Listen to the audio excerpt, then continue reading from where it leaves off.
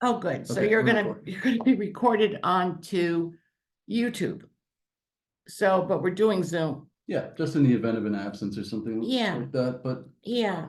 yeah, so I And guess we so, can jump right yeah, in. so I'm gonna jump right in. And Addie, if anybody can help you so we can see your beautiful face, it would just be nice. Okay, so we're doing the digital SAT and so we're gonna jump in. So it's not an intelligence test. That's what God gave you. This is a test of reading, writing, and math skills. So obviously, preparation can significantly improve your score. And we're going to give you every kind of thing you need.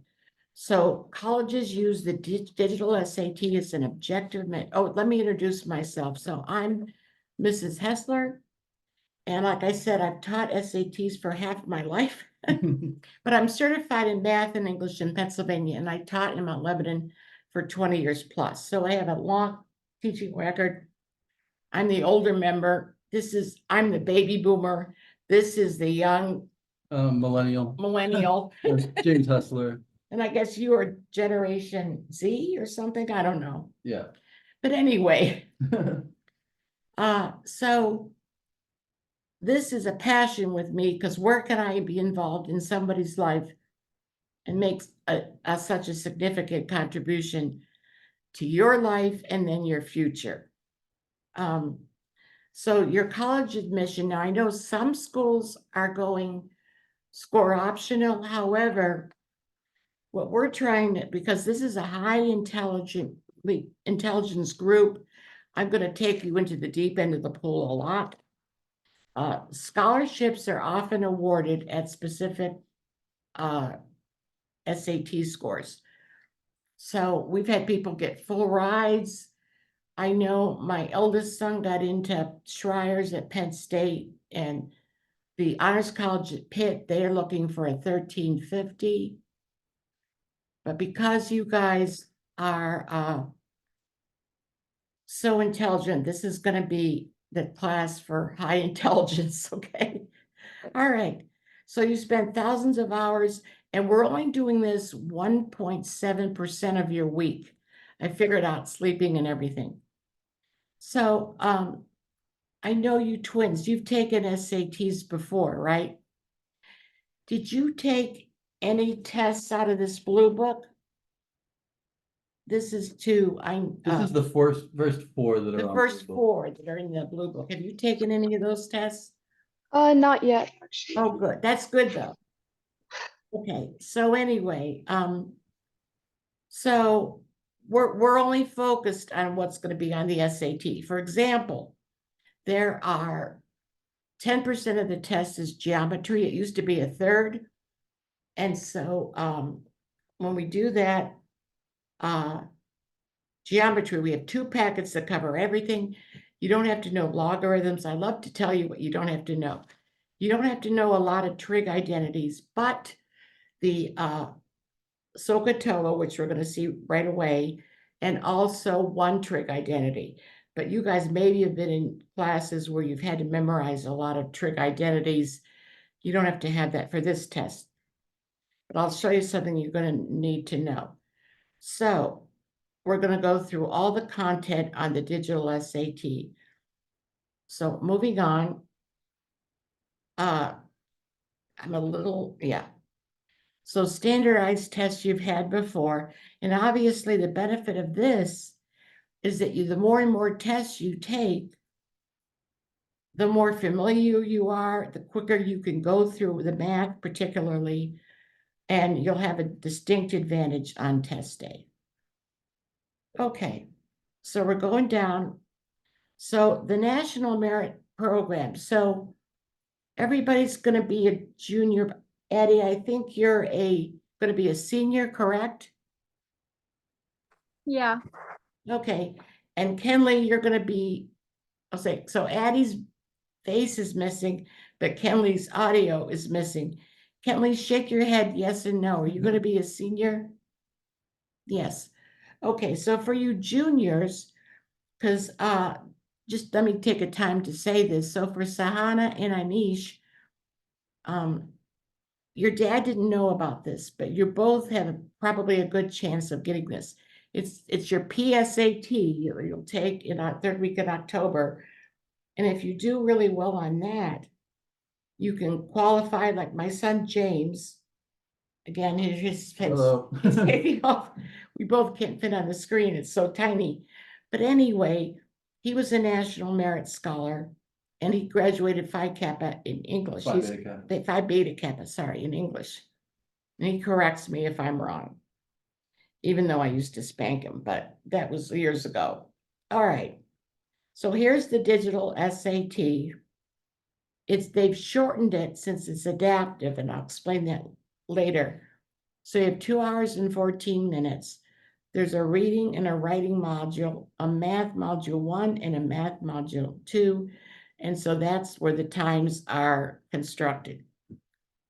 And so the scoring, and you'll get when you take these practice tests with me, now on the real test, your scores come back on the College Board website. So like we take 3 practice tests in here. And there's 6 total. But there's available. 6 total. So if you would like, so the PSAT is going to seem like a baby test after this, okay? But it's what I'm saying is if you do well on the PSAT, your mailbox gets filled up. But I didn't explain this again. You have to be, I think, in the 1% of the state you're in to qualify. But I'm sure you guys will qualify. You can put that on your Yeah, application. you can put National Merit Commendation on your college app, but you could also put if you do real well, then you go into another tribe of kids, and you could eventually get $2,500 a year off for your education. So it's almost like a this is pre-tax money, okay? And my eldest son got half tuition at Penn State. And so I'm just so glad we're on and there's no problems. I'm just saying, the first time, and I get to see all your beautiful faces. Okay, so a perfect score is 1,600. Every question is 10 points. So one question is 10 points. So we usually see an average of 100 points in math and 80 in verbal, but the higher what? Improvement, right? Improvement. I'm sorry. Yeah. Yes, not 100 score. Oh dear. Okay, it's good to laugh a little bit, but anyway, yeah.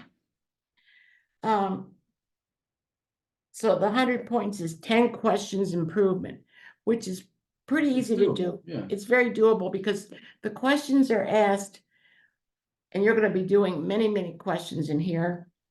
And then you get an increase of possibly 80 points in English.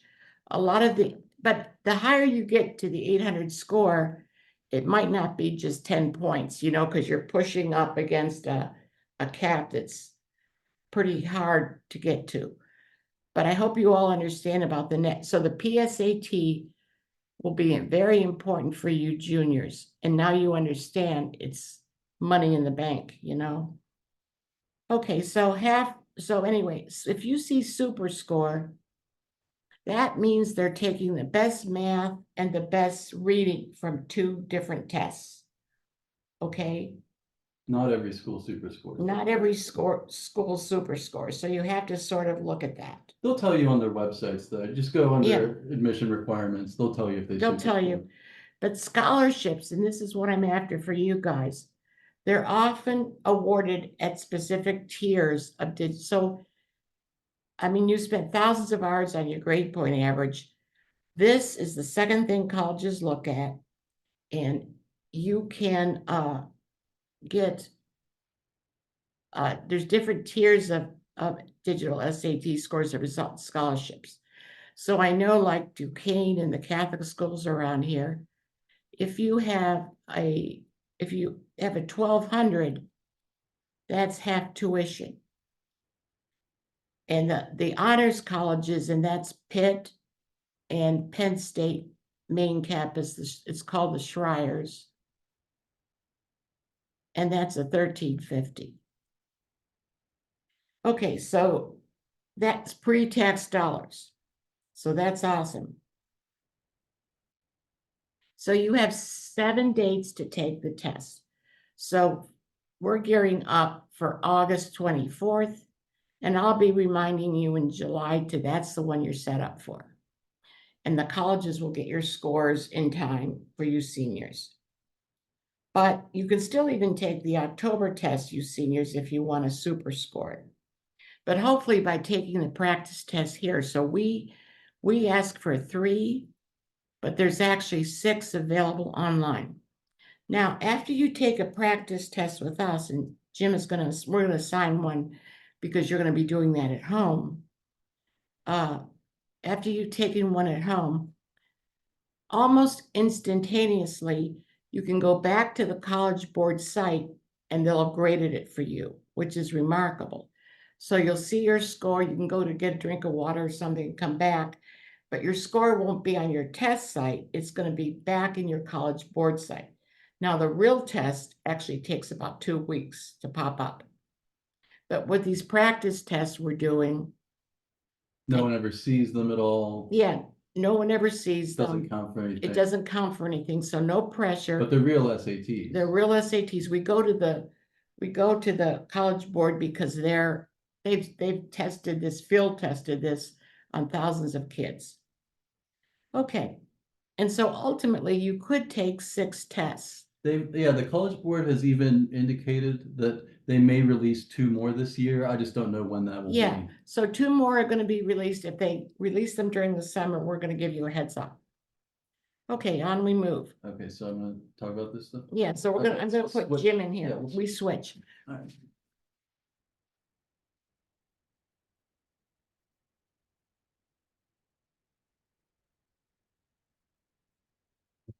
Okay. Hopefully you can see me all right. All right, so we'll talk about the Blue Book testing software. So you all received Blue Books from us. This is the College Board's book, but they're also calling the testing software itself Blue Book. I guess they're just capitalizing off of name recognition. They've been selling Blue Books for decades, so And I you think probably already have a Blue Book testing site because you took your PSAT at the school through that, correct? But you can ask them. yeah, I don't know, but I'm just going to explain a little bit about the testing software and just sort of how it works, how the actual test is going to go. I mean, some of you have sat for a digital SAT already, so you kind of know the deal. But I'm just going to explain it for everyone. So there are requirements on the types of device that you're allowed to use with the software.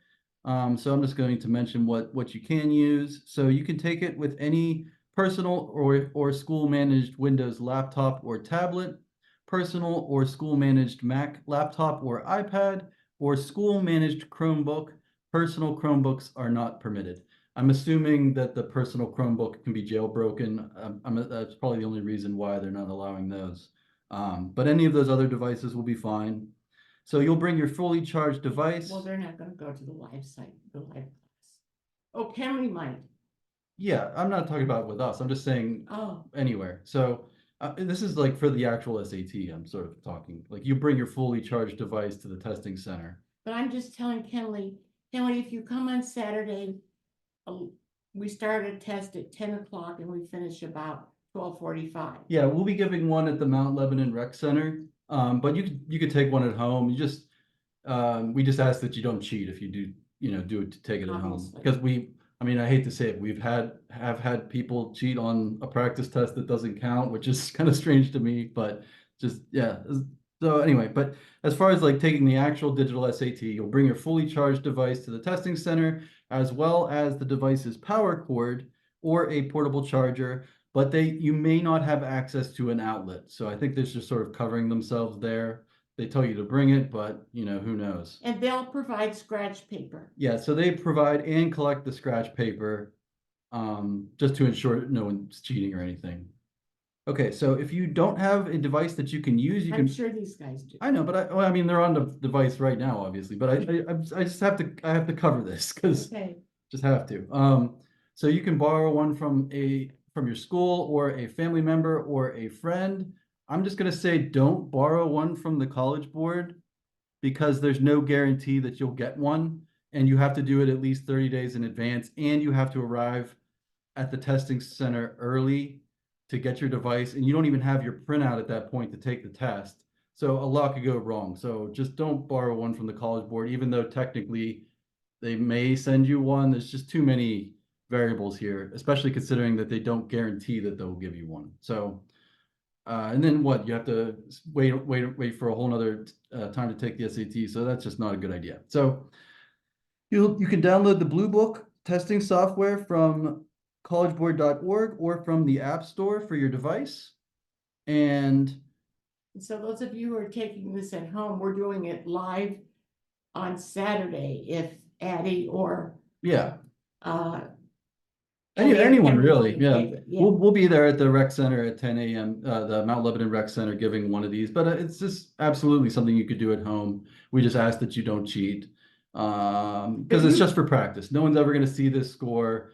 Only you will, and only we, if you choose to share it with us, we'll know. But other than that, We're gonna be doing 3 of these, but there's actually 6 available. So if you have an afternoon and you don't have anything else to do, because like I said, this is an investment. it's a in the really great, future. it's a really great way to prepare for the test because it's just, it's a, just an actual SAT that they've released. Yeah, Okay, so and they're gonna be taking test 1 on yeah, test day. so if you haven't taken any yet, just take the first one. The first 4 are the same ones that are in this book.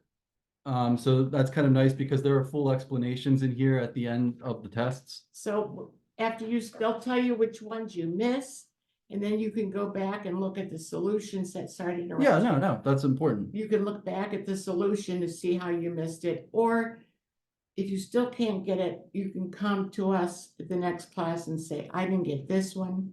So the only homework is to go over the questions you missed, take the test, obviously. And if you want to take all 6, we only do 3 in the course, but if you want to do all 6, that You could, yeah, it's an option. yes. Okay, so just a little bit about the Blue Book testing software. This is the same software that they've been using to give the AP tests for years. So we know it works. This is the first year they're doing the digital SAT domestically. However, they have been doing it internationally for a year. So we know that the software works. It works very well. It's very robust. If your power goes out or if your computer blue screens or whatever, it saves your exact location in the test and the time that's remaining. So as soon as you get the computer back up and running again, you can just pick up right where you left off. Even if you're at the testing center and this happens, you can just raise your hand and say, hey, Proctor, can you come over here and help me? And as soon as your computer's back online, you'll be in business again. It knows exactly where you left off, and you can see the timer ticking down as you're taking the test for each module, which is nice. You don't even have to look at the clock up, on the wall if there is one, because you can look right on your screen, and you'll know that, okay, I have 10 minutes left for this module. I better keep, And at a so, good pace. the lessons you have, we know they work because we had a student in our winter class, which was our first run with the digital. He went from 1,000 PSAT to a 1410. So that was 310 points increase. So Right. we know our program works. Yeah. Okay, so a little bit more about the Blue Book testing software. So you'll just download it to your device and you use your College Board login and password to take the actual practice test. And you'll use that to take the real SAT when it comes time to do that.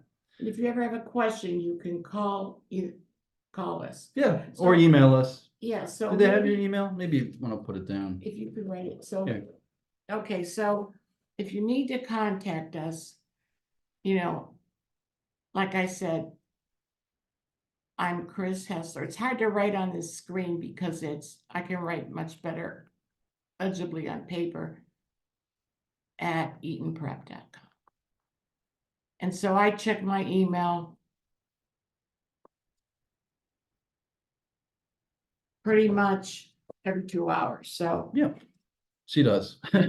So if you have any kind of questions at all, you can contact So if us. you could just put that in the front of your blue book, you want to put your phone number and my phone number? Oh, I'll put your phone number down. Maybe I'll put the College Board's website down too. So here's her number.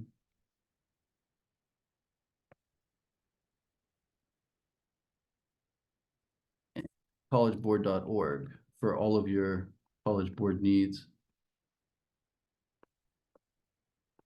And that's where you'll sign up to take the actual SAT when you need to do that about a month in advance, or you'll pay the late fee, which we don't want to do because it's already $60 to take the SAT. So Good news is yeah. there's no essay. There Yeah, used no to be an essay. essay. All No right. logarithms, No calculus. no There's a calculus. ceiling to the test. It can only go so Yeah, high. so if you've had Algebra 2, you're good to go. Okay. So the Blue Book testing software allows you to select your multiple choice answers. You can even cross out the questions, the answer choices that you know are incorrect. You can even mark the entire question for review so that as long as there's time remaining in the module, you can go back to that one question. Maybe you have 5 minutes left at the end. You can reserve to tackle that one you think you can get, but you should skip for now.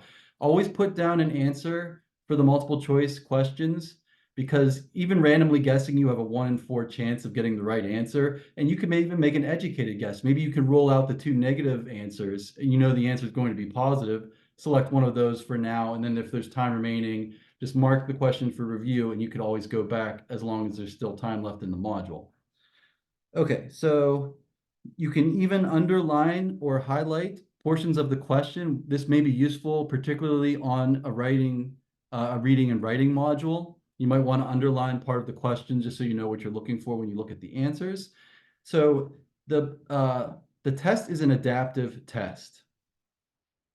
So how you do on the first module of the math or the English influences how hard the next module is for the math or the English. So I'll just give you an example. So say you do really, really well on the first English module. The second English module will have harder questions, and it will now be possible for you to achieve a higher score, a really high score in the high up in the 700s maybe, or even higher. So that's only if you did well on the first module.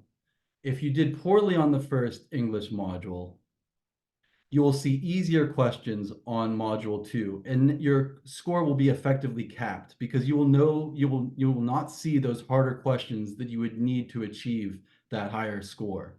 So they've done this because it allows them to make a shorter test. And no humans have to grade it. Yeah, no humans have to grade it. It's definitely cheaper to administer this test now. But the test used to be 3 hours long. Now it's only 2 hours and 14 minutes because of the adaptive nature of the test. But you just keep in mind that it's very important that you score well on that first module, because the types of questions that you see in the next module are dependent on it. Actually, if you start the second module in math or English and it's noticeably harder, you should get a warm, fuzzy feeling because you know that you're doing really well if the test has to make itself harder to try to trick you. So that's a good thing. If the test seems noticeably harder all of a sudden for the next module, that means you're doing really, really well. And also you can work within the module. You can go back and forth only within the module. Right. Once the time is out for that module, you have to progress to the next module. If you don't understand a question, or like you don't want to spend 5 minutes on it, then what you can do is just, maybe put a hypothetical answer in, but Put something down for now, but mark it for review. If there's time left, you could go back. Time left, you can go back. Yeah, okay. So that's how the adaptive test works. Yeah, so they cut it down significantly by making it adaptive. It's only 2 hours and 14 minutes now, so that's why it's adaptive. Okay, so pacing. So it's important that you answer about a question per minute. I'm going to go over the exact times for math and English here, but don't sit there saying to yourself, I know I can get this question. I know I can get this question. Don't spend 5 minutes on a question. You just got to keep moving because each question is weighted the same. So you just need to answer as many as you can. And then if time permits, you could always go back to that question that you know you could get if you had a little more time. But that's just the nature of the time constraint on the test. So it's important that you know how to manage your time. don't read the directions on test day. That's a strange thing for us to say. Normally, teachers say read the directions. You're going to know the directions. The directions never change for this test. So you can familiarize yourself with the directions ahead of time, and you could save yourself a ton of time. I'm going to go over particularly some of the math directions for the student produced response. And if you were to read these on test day, it would take you 10 minutes. So that's why we say don't read the directions while you're taking the real SAT, because it's just a waste of your time. Time is money. You need to just start answering questions immediately. You'll know the directions is what I'm trying to say. All right, so, right. Okay, so you're going to be, a lot of this is just getting used to the Blue Book testing software. It has a built-in calculator called Desmos, which is extremely powerful.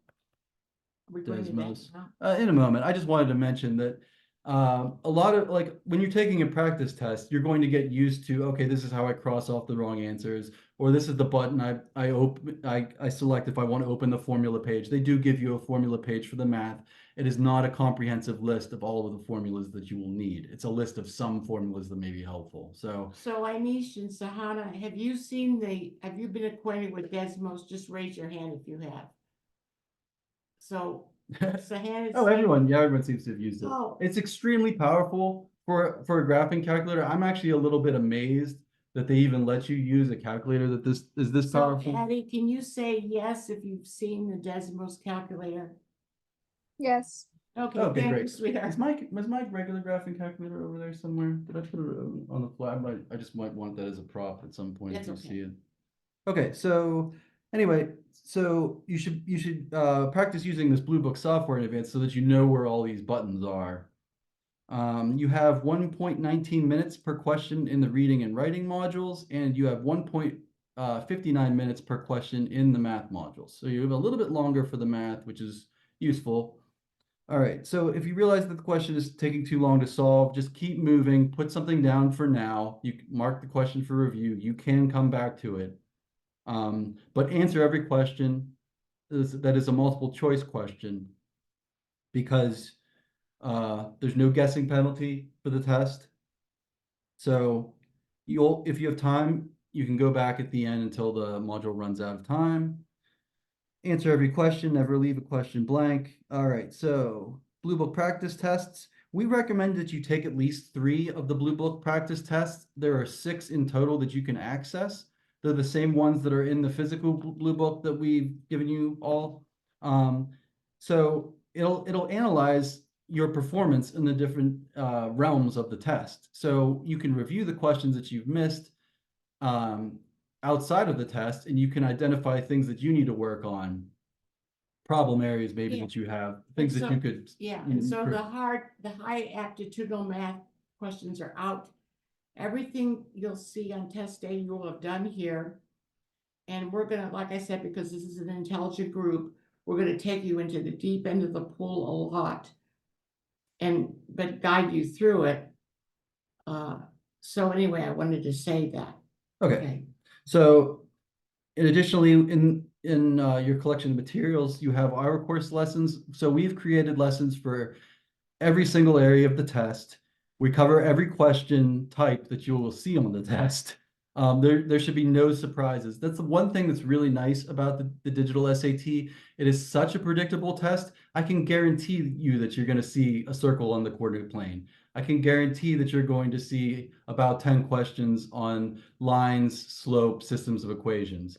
It's so predictable that you spending some time just familiarizing yourself with material is a huge way to improve your score. Because the math is not gonna be maybe like your math teacher. I mean, you have the groundwork, but the questions you see will be maybe differently formulated. And so that's why so you'll be able to do a lot. Like, I've seen that question before, and you can do it in 10 seconds, and then you have all that time in the bank for your harder questions. Okay. Okay. All right, so they do give you a formula page that you can access while you're taking the digital SAT. They do not give you every formula that you will need. So let's this is what the formula page looks like. So, okay, so they give you the area of a rectangle, it's length times width. Great, that's wonderful. But you won't give me the quadratic formula, or you won't give me the circle on the coordinate plane formula. You won't give me the vertex form of a quadratic formula. They don't give you the hard formulas that you need. So we're gonna But show they those will, all to yeah, you. but they give you some formulas. So the volume of a cylinder, it's right here. It's pi r And you squared can- h. and you So can go it's back. useful. You Yeah. can go, just with a click of your computer, you can go back and see the formula. Yeah, you just push a button and this will pop right up on test day. Or if you're taking a digital practice test. So they tell you that there are 360 degrees in a circle or 2 pi radians, and they tell you that the sum of the interior angles of a triangle add up to 180. So there are no imaginary or complex numbers on the digital SAT. There used to be, but they're all gone. So you don't have to worry about that little I. Just you don't even have to worry about it for the SAT anymore.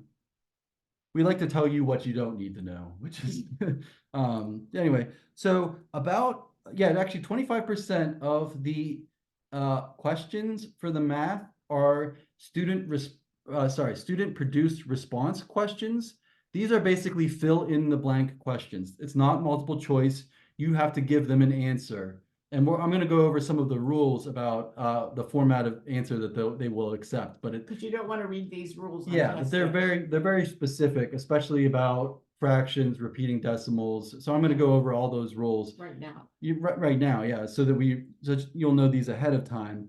So if say you do the math problem and the answer is 0, you would just type in a 0, and answers could even be negative for the student produced response.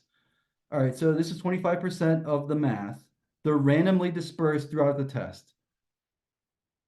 Okay, so we're going to go over the directions so that you won't have to read these on test day. It's important sort of to know how they want fractions handled, how they want repeating decimals handled. So I'm going to go over some of the rules. Don't read these on test day. It's a waste of your time. You need to just answer questions when you're taking the test. Okay, so for the student produced response, I'm just going to go over the rules for the format that they want the answer. Sometimes more than one answer will be correct, especially with inequalities. So maybe they'll say, what is a positive number less than 4 that would work? And once you do your calculation, you realize that 3 would work, 2 would work, 1 would work. Don't put them all in. You just have to pick one that you know is correct. But just be aware that in some cases, usually with inequalities, more than one answer may be correct. So just so that you're not worried about that, in case you realize that multiple answers could work, you just got to pick one. You can enter up to 5 characters for a positive answer and up to 6 characters, including the negative sign, for a negative answer. If your answer is a fraction that won't fit in the provided space, you can enter the decimal equivalent. If your answer is a decimal that doesn't fit in the provided space, you must truncate or round at the 4th digit. If your answer is actually, I'll go back to that decimal example. So say the answer is 2/3. You could put in 2/3 just like that with your keyboard or on your device, or you have to take it. You have to truncate or round at the 4th digit. So they would not accept 0.6, for example. That would be wrong. They would not accept 0.66. That would be incorrect. So just be aware of that for repeating decimals. If your answer is a mixed number, such as 3.5, you can't enter it as 3.5. The computer will read it as 31 halves, and you'll get it wrong. So you can either enter it as a decimal, 3.5, that would work, or you can enter it as an improper fraction. You could enter it as 7 halves. But just be aware, don't put the answer in as a mixed number. The computer's not going to read it properly. Don't enter any symbols such as %, comma, or $sign. So if it's a percent question and you know that the answer is 45%, they will tell you enter this as a percent and omit the %, or they will tell you enter this with the decimal value. So you have to pay attention to the question itself. The question will tell you which version that they want. And so if the Blue Book software is expecting the answer of 45 and you put in 0.45, you will get it wrong. So just read very carefully. The question will tell you what they want. It'll tell you if it wants a decimal. And they might even say rounded to the nearest 10. Yeah, sometimes the answer, You have to read if carefully. it's a repeating decimal, they might say round your answer to the nearest 10th. And if you don't do this, you'll get it wrong. Like even if your answer was more accurate than what they were requesting. So just read carefully on the math. So here are some examples of what to enter in particular situations, what they will accept and what they won't accept. So there's the 31 halves example. Don't put that in, just put in 3.5 or 7 halves. If you have a repeating decimal such as 2/3, if you include the 0 in front of the decimal, that actually counts as a digit. And so you technically don't have to take it as far if you do that. You could take it to 0.666 would work, or 0.667 would work. However, if you do not put the 0 in front of the decimal place, you actually have to take the answer further with regard to decimal places. So you'd have to actually truncate or round at the 4th digit, like they tell you in the directions. Negative answers are allowed now. They didn't used to be on the SAT for the student produced responses, but now your answer could be negative. And if it's $1, if they're asking for the answer in dollars, don't put the dollar sign in. Just put in 2.53 if the answer is $2.53. And no commas. Yeah, no commas. Say the answer is 1,000. You don't need a comma. You just put in 1000. And then the rules for percentage signs are right here. Just put it in however they're asking for it. If they're asking for a decimal answer, put in your decimal point. If they're asking for the percent, just put in the percent and omit the percentage sign. Okay, so the next topic is the Desmos graphing calculator, which is the built-in graphing calculator that comes with the Blue Book software. You can also use this online. Just Google Desmos on any computer, and you can play with it on your own. I was able to download it for my telephone, so you can find it on the App Store if you want to mess around with the Yeah, Desmos but you graphing can't bring calculator. a live phone into the test center. Yeah, I'm not telling them to. I know. I'm just saying that it's a graphing calculator that's extremely powerful, and you wouldn't need to because it's built into the test, so you would just use it that way. So this is sort of what it looks like. For many questions, it may be faster to type the equation into Desmos than it would be to solve it algebraically. So just be aware of that. It may be faster just to type it in here. Even if you're really quick algebra person, it's an extremely powerful calculator. So you can graph so many things with Desmos. So you could graph a circle like this. You don't have to complete the square. You don't even have to put this in any kind of y equals form. You like my TI calculator that I have, it's a great calculator. It can't graph circles. It can only graph functions. If I wanted to graph a circle with my TI calculator, I would have to graph the positive square root and then graph the negative square root. I mean, I could make it work, but you just type this right into Desmos. You don't have to complete the square twice, once for the x's, once for the y's, to find out what the center of this circle is and what the radius is. Desmos will just tell you what the center is. You can just read it right off of Desmos, and you can even read what the diameter of the circle would be on Desmos. Just divide that in 2 and you get the radius. So you really wouldn't even have to maybe do any algebra at all if you had a circle. You just type it right into Desmos, and it doesn't even, none of the things need to be in y equals form. Say you have 2 lines and you want to see the point of intersection, you just type them right into Desmos. You don't even have to put the lines in y equals format, which you would have to do for something like a TI calculator. You can graph quadratics like this one here. So this wouldn't be a hard one to factor, but you don't even have to. Here are the solutions right there and right here. So Desmos will just tell you what the solutions are, and it may be quicker than factoring. You can also graph trigonometric functions like this cosine function here. You can graph sine, cosine, tangent. You can graph cosecant, cotangent. Those are on the test. I was about to tell them that. Sorry. You're just interrupting me. So you could graph even cotangent, cosecant, those types of trig functions, but they're not on the test. You only need to know sine, cosine, and tangent.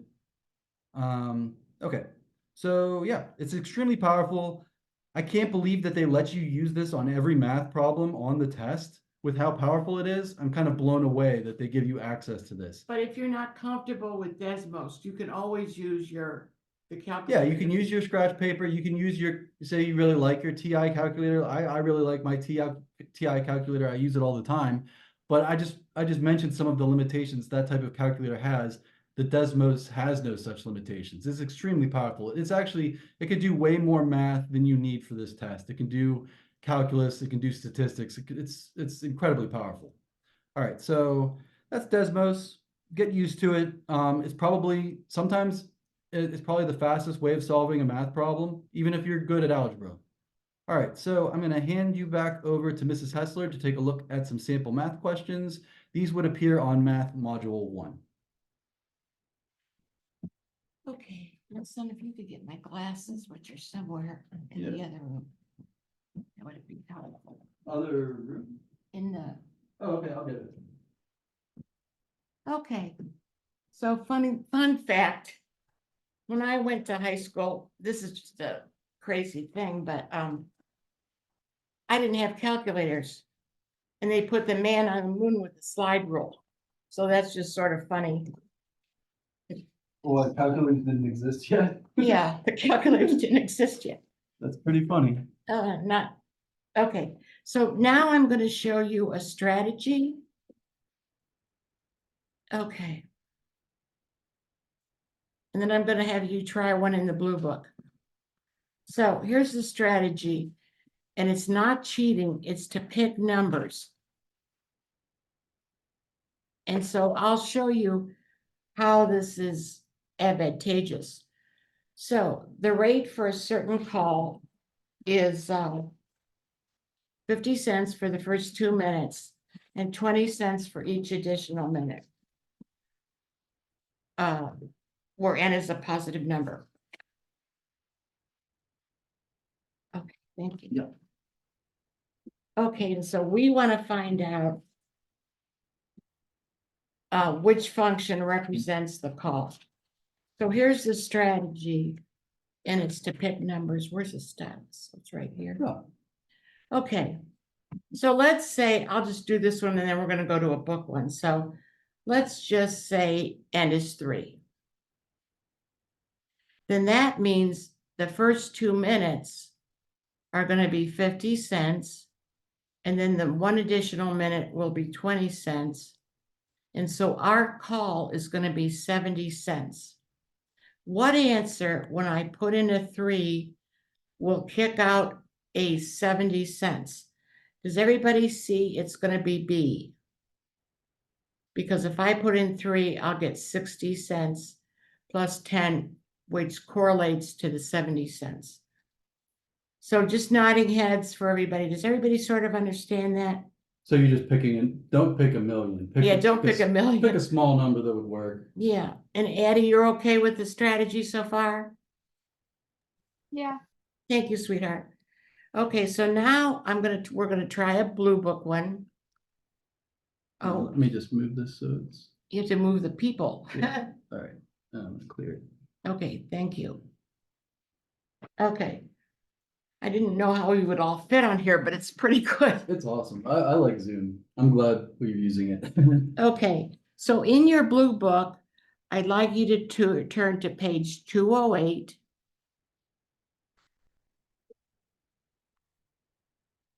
And I want to sort of show you how this strategy is going to be helpful. No, it's 209, I'm sorry. And we're going to look at algebra sample question 4 at the bottom of the page.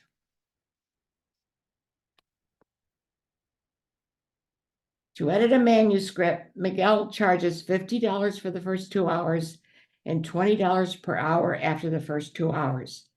Which of the following expresses the amount C in dollars Miguel charges if it takes him X hours to edit the manuscript? So let's all pick 4. Let's say N is 4. X. I'm sorry, X. You're thinking of the last question. And so I would like you to put in 4. You got a $50 call. Manuscript, sorry. And so the first 2 hours are going to be 50 manuscripts, sorry. And then we have 1 more. We have 2 more. actually. So that'll be times $20, right? Yeah, so $40 for 2 more hours. And so you're gonna see what answer would kick out $90 when you put in the 4 back into the A, B, C, or D. And this is a strategy you could use for word problems, or also, as we'll see later today, for harder algebra.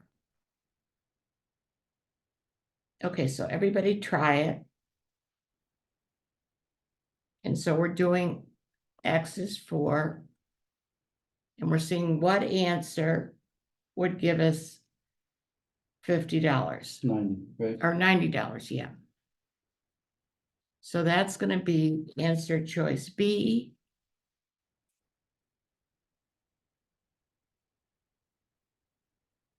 It was $20 per hour. No, wait, how many minutes? 4, you said it was 4. Yeah. So let's, That's eerily similar to our question. yeah, so how many people got B? Hands for the visual. Addie, you're good? Yeah. Okay, thanks, sweetheart. So if you look in the blue book, they didn't show the strategy, and you'll see the work they have is algebraic. It goes down the page and onto the next page. And so, yes, you can do the algebra, But not everyone thinks in terms of algebra. but maybe if you're quicker going from the abstract, you rather just do practical, you can put in a number. So that'll get you like 50 points in math, just this strategy of picking a number. And you can use it to check your work. So I'm hoping everybody's good with that strategy. So we're gonna go back to the packet. And so you'll always get one of these. Just gonna zoom it in a little bit. Okay. So you'll get one of these, but this is a very hard one, okay, because you guys are so intelligent. The formula above gives the payment needed to pay a loan of D dollars At our at percent. R% annually. So we want to get the D to stand alone. And this is how they always phrase it. In terms of MR and P, you can just cross that off. They're just mentioning every other variable in it. Yeah, that's how they set this up. So here's what I want to show you. If I had this, and I said solve it for D, you would know you'd multiply by B, both sides, and then divide by A. So this looks pretty intimidating. It would be an end zone question. This right up here, we're going to consider that our A term. And this right down here, we're going to consider our B term. So all we have to do is bring the B term up here and then divide by A.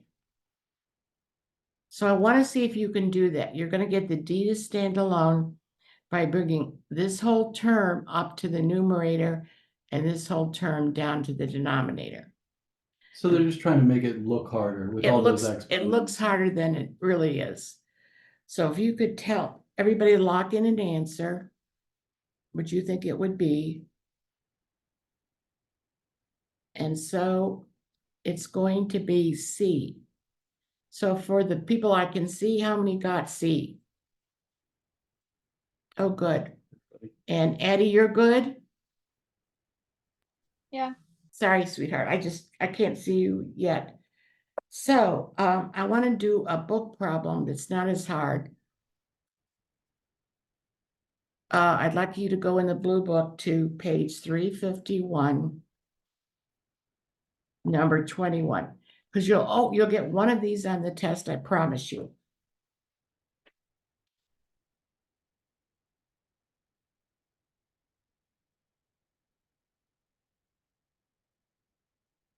If you have any questions, you can just say them. Or for Kenley, you could write them down, I guess. I don't know. Yeah. This looks pretty easy for a 21 in module 2. Yeah, this is the end zone of a module 2. And so it's 14J plus 15K equals M. And our goal is to get the K to stand alone. So you can cross off that in terms of, They're always just gonna mention all the just variables, cross that. yeah. You want to get K alone. the K to stand alone. Okay, so I'm going to let you try it, just using algebra.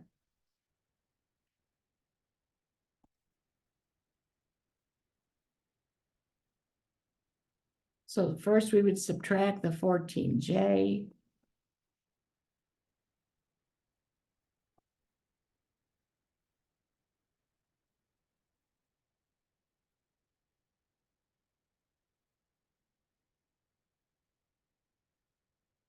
So did everybody get A? Just raise your hand. And Addie, you're good, hon? Yeah. Okay, so I know. Okay. So you might get an easier, I mean, this is module 2, almost the end of the test. So I'm a little surprised. But sometimes you might have to factor, which we're going to get into a little bit later. Okay, so one of those on every test. Then let's go to the next packet question. Okay. Thank you. Mhm.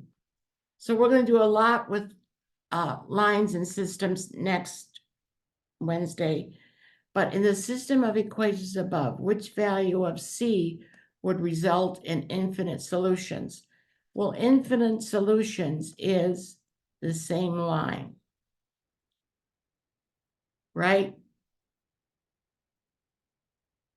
So it's just like these are both the same line.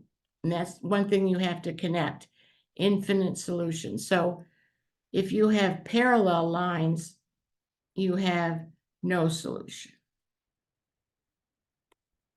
If you have a question, you could raise your hand. I'm watching. So we have the same line, but there's no way we can get A or B. But if we fly like an eagle above the problem, what are we multiplying by here every time? We're multiplying by 3, right? So even though we can't solve for A and B, we just have to take 48 times 3, put it in the calculator, and that would be 144. Thank you, College Board, for 10 points. Okay? So we're good with that one? If you're not good, say something. Okay, so that's a kind of question.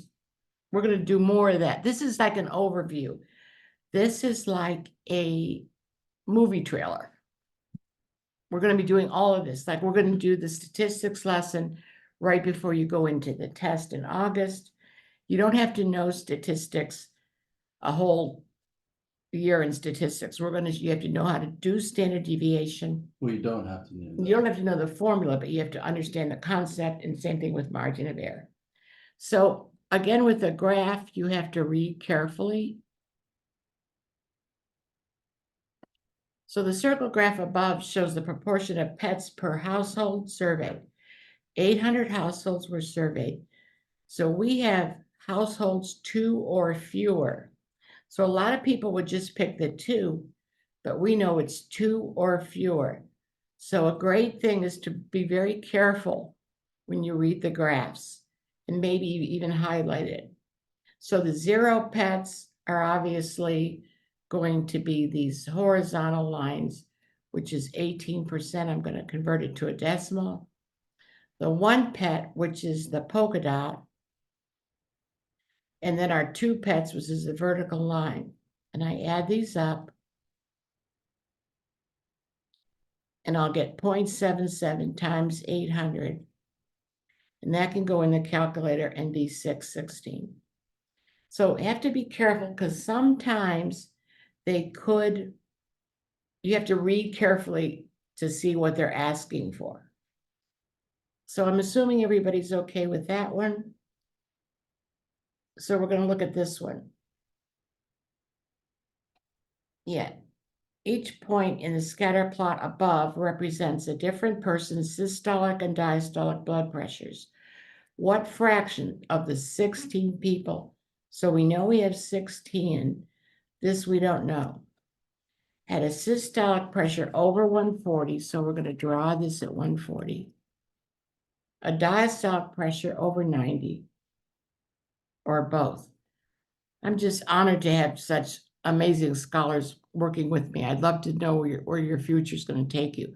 So if I count these, it'll be 1, 2, we only count this once, 3, 4, 5, 6. 6 over 16, and then I look and it's not there. Do I panic? No, because I can reduce the fraction to 3/8.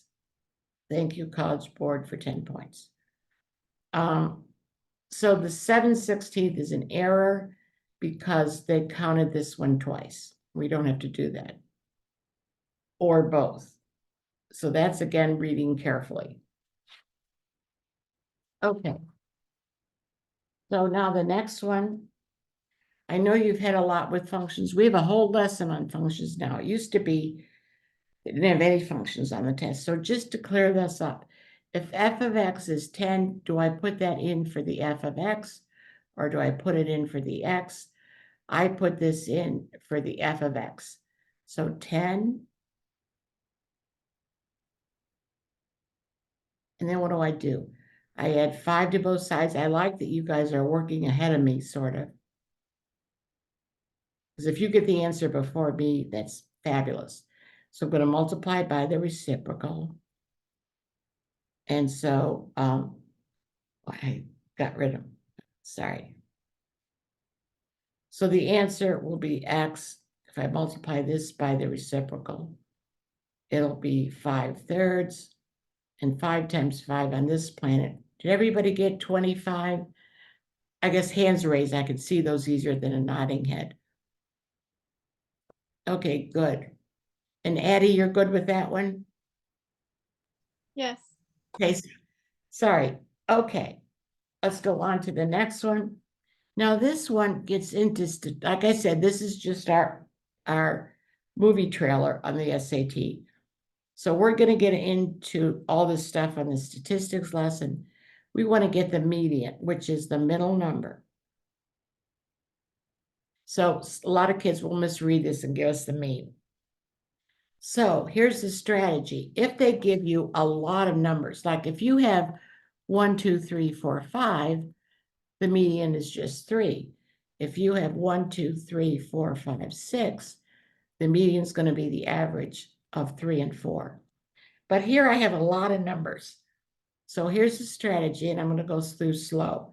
So we have 5 numbers that are 30, because we're not going to write out every number. Yep, sorry. Because that's like a rabbit trail that's going to take us down. Like they had once one where they had a whole lot of numbers, and it would take, I mean, when you were in middle school, they would have you write out all the 30s, and you can do it that way, but it just takes a lot of time. So we have 5 30s, we have 6 31s, we have 5 32s, we have a whopping 8 33s, plus 6 34s, plus 1 lonely 36. So I could write all these numbers out, but here's a strategy. I could say, oh, I have 5 plus 6 plus 5. That adds up to 16 to get me right here. And then if I go the other way, I'm going to get the middle number. I have 1 plus 6 plus 8 plus 5, which is 15. So without writing all the numbers, the median would have to be Not the 5. 32. Yeah, not, you went too far with that 5, just the 8, the 6, and the 1. Oh, I'm sorry. Yeah. I was wondering why. Well, So coming in from that other direction, 15 that way. yeah. So 15 this way, 16 this way. So the median has to be 32. And you didn't write out all the. And I didn't write all the numbers and have to cross them off. So if they give you like, because they have to be very tricky at the end because they don't want everybody to get an 800, you know? So how many sort of see that strategy? It's a little, I can explain it again. So Kenley's good. Inish and Sahana are good. Right, Inish, you're good with it? Okay. Addie, you're good with it? There was Yes. that one, Yes. that one test we saw where they had a huge data set. Writing Yeah. them out would take you all day. Yeah, they had a huge data set, which you went down into that Alice in the Alice in Wonderland tunnel, you'd waste like 10 minutes. So if a trick they might do is put up high numbers so that a lot of kids would be going down the rabbit trail. It would work, but it would take you too Yeah. long. Yeah. Now we're going to go into some module twos, and I'm seeing pretty much we're going to do all this in depth. So we're probably all of you have seen composite functions. So we're going to put the 4 into the G function, which will be 16. And then we want H of 16, which will just be 12. Thank you, College Board, for 10 points. Okay. Whoa. Okay, now this one, although they might call this a hard one. Oh, I should ask. Is everybody okay with 12? Raise your hand. Composite function, Or not. Yeah. nested function. Nested functions, you might have heard them as composite. Addie, you're good? Yes. Okay, I'm sorry, sweetheart. Okay, it's nice to hear your voice, though. The function f has 5 distinct zeros, and distinct on the test means different. So this question will only take you about 10 seconds, and then you can go on to do harder questions. So here, this is 1, 2, 3, 4, 5. That's going to be my answer. The zeros here are only 3, here only 2, and here only 4. So we know the answer is A, and I'm assuming everybody's good, right? Okay, now, the density formula is not on the test. They don't give it to you on the formula page? Not on the formula page. They used to put it in the question, but not anymore. So I'm going to give you a memory aid for that. It's pretty girly. Oh, not as I necessarily. use it all the time. I like this. So density, you say, I love density because it's mass over volume. Did anybody ever hear that strategy before? So you have San and Inish? Yes, okay, good. So this can be a memory aid because they're not going to give you, it's just mass over volume. So let's look at this one. So we know we have D equals mass over volume. They'll probably give you one of these questions. The density is 8.4. We need to get the mass, but we're taking the volume of a cube. Oops, sorry, a cube. Well, I'll try to make this best I can. Okay, where each edge is 4. And so that would be 4 times 4 times 4, which is 64. And so the mass would be just 8.4 times 64. And they say to the nearest 10th, so you might circle that, because you'll get 537.6. So Okay. that's one of those student-produced responses. So that's a student-produced response, and they asked for it for the nearest 10th, so that's what your Yeah, they correct wouldn't answer would accept be. 537. So Yeah. be careful. Yeah, so everybody's good with that one, I'm assuming, right? Because you'll probably get one density question, and you put in either the density, the mass, or we made it a little bit tricky because you have to figure out the volume there. And I don't know, the class we had on Sunday, they said geometry was the hardest because they had it during COVID, or one person had 3 different teachers for geometry. So now when they say figure not drawn to scale, that means you can't just look at it with your eyes and guess an answer. So you are going to have to know SOHCAHTOA, which I'm assuming everybody's had. So we're focusing on the tangent, which is opposite over adjacent. So the tan of B, now this would be a hard question at the end, and we're trying to get EC. So EC is just a small truncated section here. I might want to say with the harder geometry, you might not know how to go from here to here, you just plug along with what you know. So we know the tangent is 3/4. That's going to equal 3/4 is opposite, which will be 6, over adjacent, which we don't know. Call it X, I guess. We'll call it X. So then we can cross multiply or just see we're multiplying by 2. X is 8. So this will be 8. And when we get into the triangles, we're going to be talking about 3, 4, 5. This is 10, but we don't have to know it now. So is everybody okay so far? Just raise your hands, visual people, if you're okay so far. I don't want to lose you.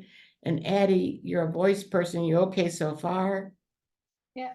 Okay, So good. if you forgot about 3, 4, 5 triangles, you could figure out that it's, You could use a Pythagorean theorem. okay. Yeah. So anyway, now what we're going to do is we can see these are similar triangles by angle, angle, angle. So if we multiply by similar triangles, and we're going to go through a whole triangle lesson, this is just our trailer. So we have to multiply by 3 here to get 18. So this will be 8. So the whole thing, I changed the color here. Yeah, it says 3 dots right under that, yeah. Okay, I'm going to try to use a different color.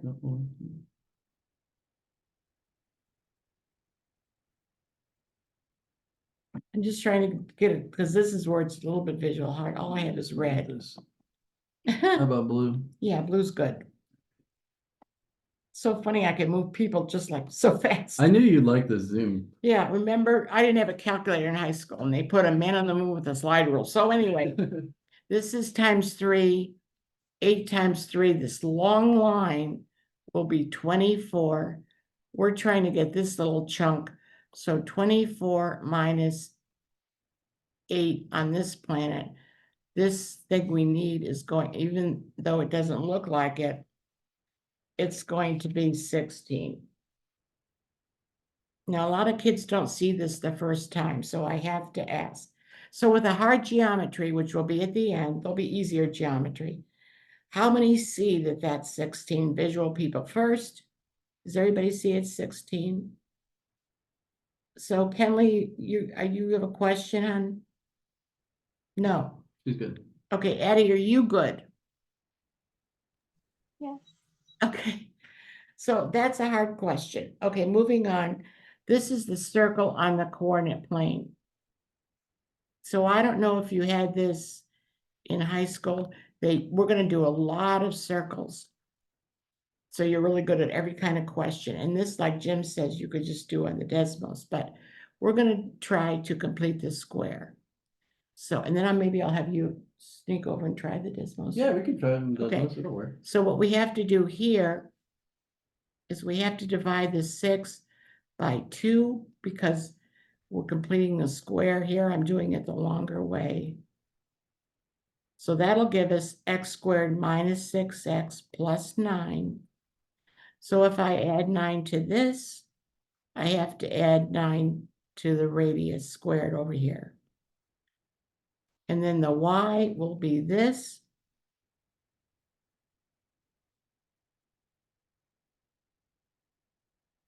So that'll be y minus 4. This is completing the square. You can do it both ways, actually. We'll get y squared minus 8y plus 16.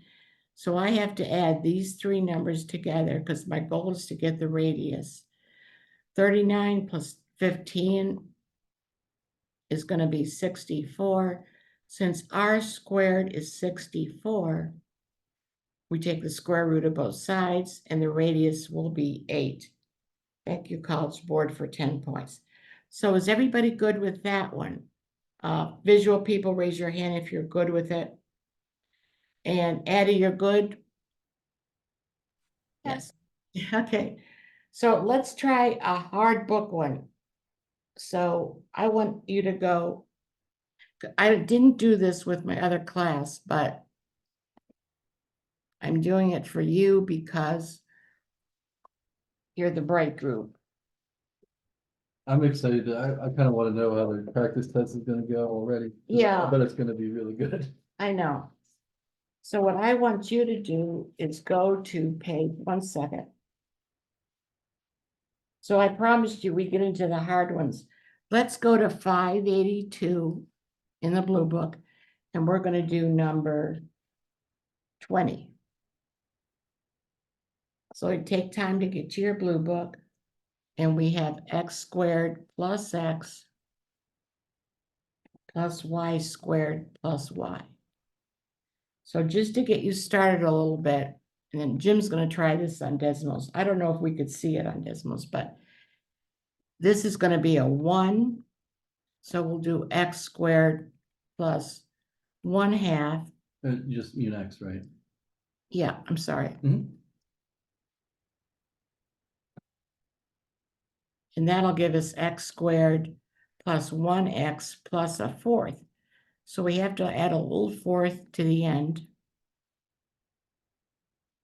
And then we're gonna do y squared plus 1y, which will Well, be, you're not multiplying those by the.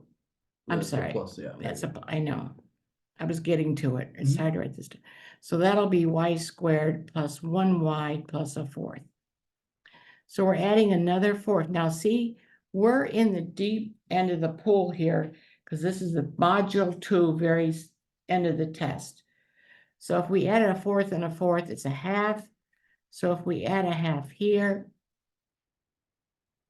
we will get 200 over 2. So that's 100, but remember, that's our squared. We take the square root of both. I'm sorry, the work is a little messy. We're writing on a glass screen. So R would be 10. And I've never seen a circle question where it's not an integer for the radius, like, So how many got 10 for that one? Raise your hand. Okay, good. Kenley's good. Addie, are you good with that one? Yes. Okay, thank you. It's good to hear your voice. You wanna Okay. try putting in decimals just to see what happens? Oh, Jimmy wants to try to put it in decimals. Okay. Let's just see. I don't know, I'm curious. I think it'll work. All right. Oh, where'd my browser go?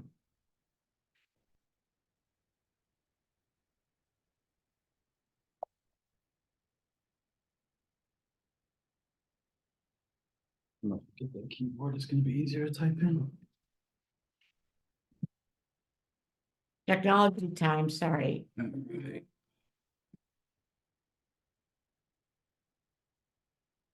Okay, so it was x squared. It's x plus y squared plus y equals 199 over 2. All right, there's our circle. Now we have to see if the radius is 10. I put that in right, isn't it? Yeah. So you could click here and you could see that I would take that value, 9.487. So you know it goes that far that way. And then I would add that to a positive 10.487. And But does that equal 10? did I type it in right? Yes. X squared plus. Yeah, you did that right. Well, But why is it giving us decimals? yeah, This it is doesn't. live. I don't know. Maybe we were just messing around with it. I think I typed in everything right. Yeah, you did. So, well, maybe Maybe it's this 2. Is it not happy with? Oh, wait, no. What am I doing wrong? The center isn't at the origin, it's at -1/4, -1/4. Oh, yeah, Oh, yeah. very good. Thank you. Okay, yeah, because it's roughly, yeah, because Yes. it's roughly 10 that way, 10 this way, but that's the whole diameter, not the radius. Yeah, Yeah. So it worked. it worked. But you see how you have to adjust it. And that was awesome. Anish, you can operate on me anytime, okay? All right, and our last page here, and then we're gonna go into some English. Thank you for helping us with that one. Like I said, if I go into the operating room and you're there, I'm gonna know I'm in good hands. Oh, my papers are sticking. Okay, all right, so. This. And I need the stylus. Okay, so we want to cover everything you might see. So 0 is the center of the circle. If the measure of y is 58 degrees. And so if you have an inscribed angle, it's half of the arc. So that'll be 1/16. And if we had to know the central angle will also be 1/16. But they can ask a question on an inscribed angle in a circle. So If you forgot about that rule, could you make triangles out of this yes, thing? yes, but I'm You not could still gonna. solve it if you Yeah. needed to. Okay, so now we're gonna get into, this is a real hard one, but not for you guys probably. Factoring by grouping. It wasn't on the test for years. It's come out after 20 years on this test. So since you might see one of these, this will be 39 XX plus, and I'm just going to distribute this X to both sides. So this will be 39 BX plus AX plus AB Equals 0, right? equals 0. So now what I do is I'm going to factor out what I can, and that'll be a 39 and an X. And so for this section that I can group together, and normally I've seen that they have the numbers side by side when you have to group them. So that'll be 30. In the X, right? Yeah, just an X. I don't need a parentheses. 39X. Okay, plus, and then here I can factor out an A. Well, hold on. So this will be 39X times X plus B. That was still left. Oh, there. yeah. So I have the X plus B still here. Yeah. Sorry. After, So, no. Can you erase that? yes. 39X times the quantity X plus B. Yes, sorry. There you go. Then I can factor out an A. I was jumping ahead too far. Now, if I fly like an eagle above the question, I have an X plus B here and an X plus B there. So I can factor those out.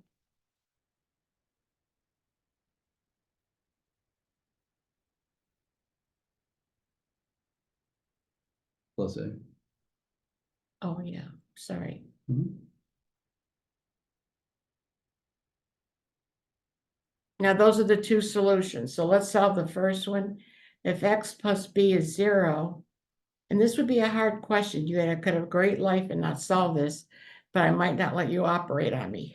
So anyway, this one, so X could be a negative B, or here,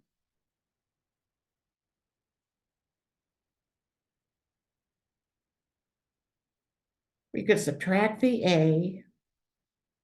We need to solve for X, so we would get X equals negative A over 39. I'm sorry that you can't quite see that. Negative A over 39. That means what we're trying to get is KAB. So A times B is going to be a negative B. No, negative times a negative. Yeah, times, I'm sorry, that's a negative B times a negative A, which is positive AB.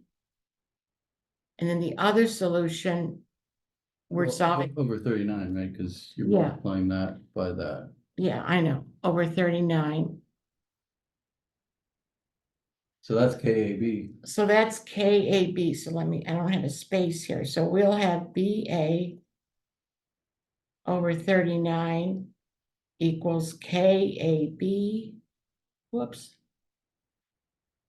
So K BX obviously cancel. is going to, yeah, the ABs will cancel. And we'll get 1 over 39. Now that's deep water problem. But I know you guys are aspiring to high scores and you might see one of these. Can you raise your hand if you see it, visual people? Okay, Addie, do No. you see it? Yes. Okay, good. So we're gonna try a book one. I'm just gonna throw you to the wolves. Are you ready? So on that same page, we were at, wait, let me see. 1 second. No, we're gonna go to 581, number 19. And I'm just gonna let you try to solve it, but we're in deep water. I didn't do this one in class, but we're stepping it up for you guys. So if you don't see it, we'll go through it.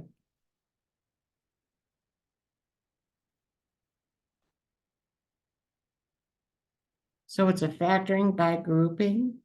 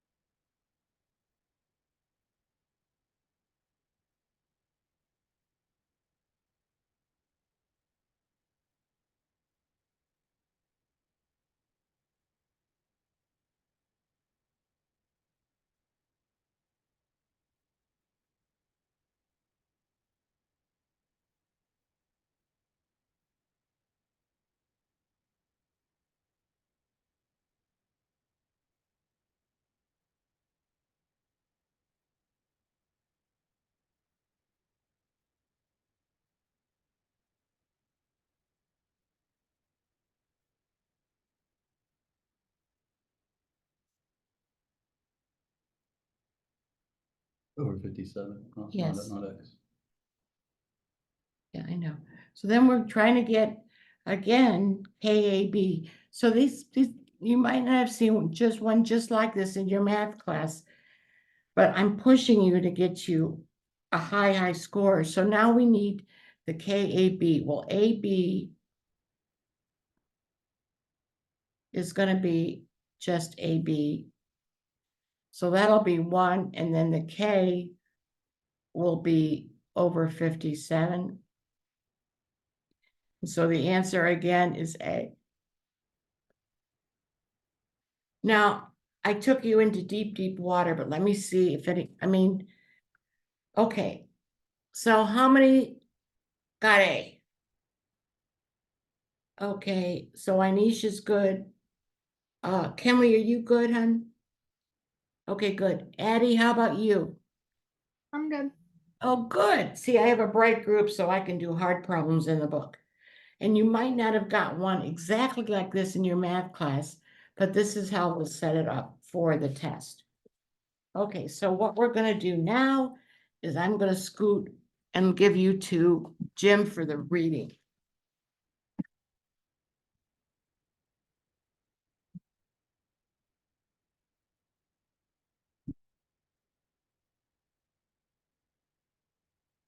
Okay, so let's switch over to do some English here.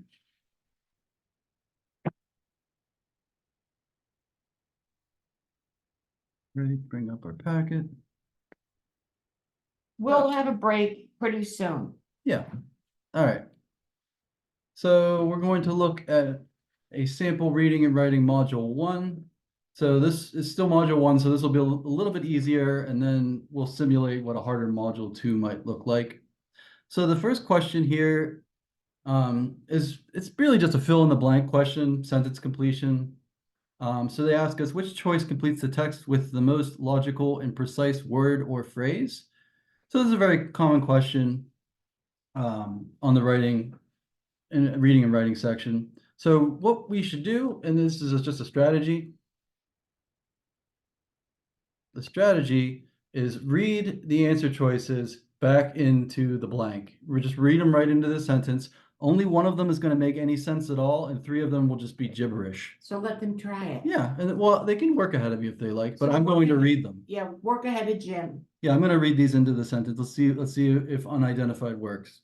All right, so I'm going to read the question. Non-native organisms, plants, animals, or microorganisms can be introduced into long-established ecosystems to detrimental effect.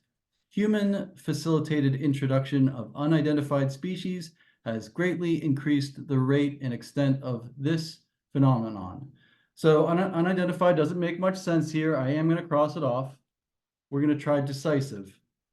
Human-facilitated introduction of decisive species has greatly increased the rate and extent of this phenomenon. That doesn't make much sense. I'm going to cross it off. Let's try native. Human-facilitated introduction of native species has greatly increased the rate and extent of this phenomenon. That makes no sense. We need something the opposite of native, which would be invasive. I'm going to read the correct answer in the sentence, and it should work. Human-facilitated introduction of invasive species has greatly increased the rate and extent of this phenomenon.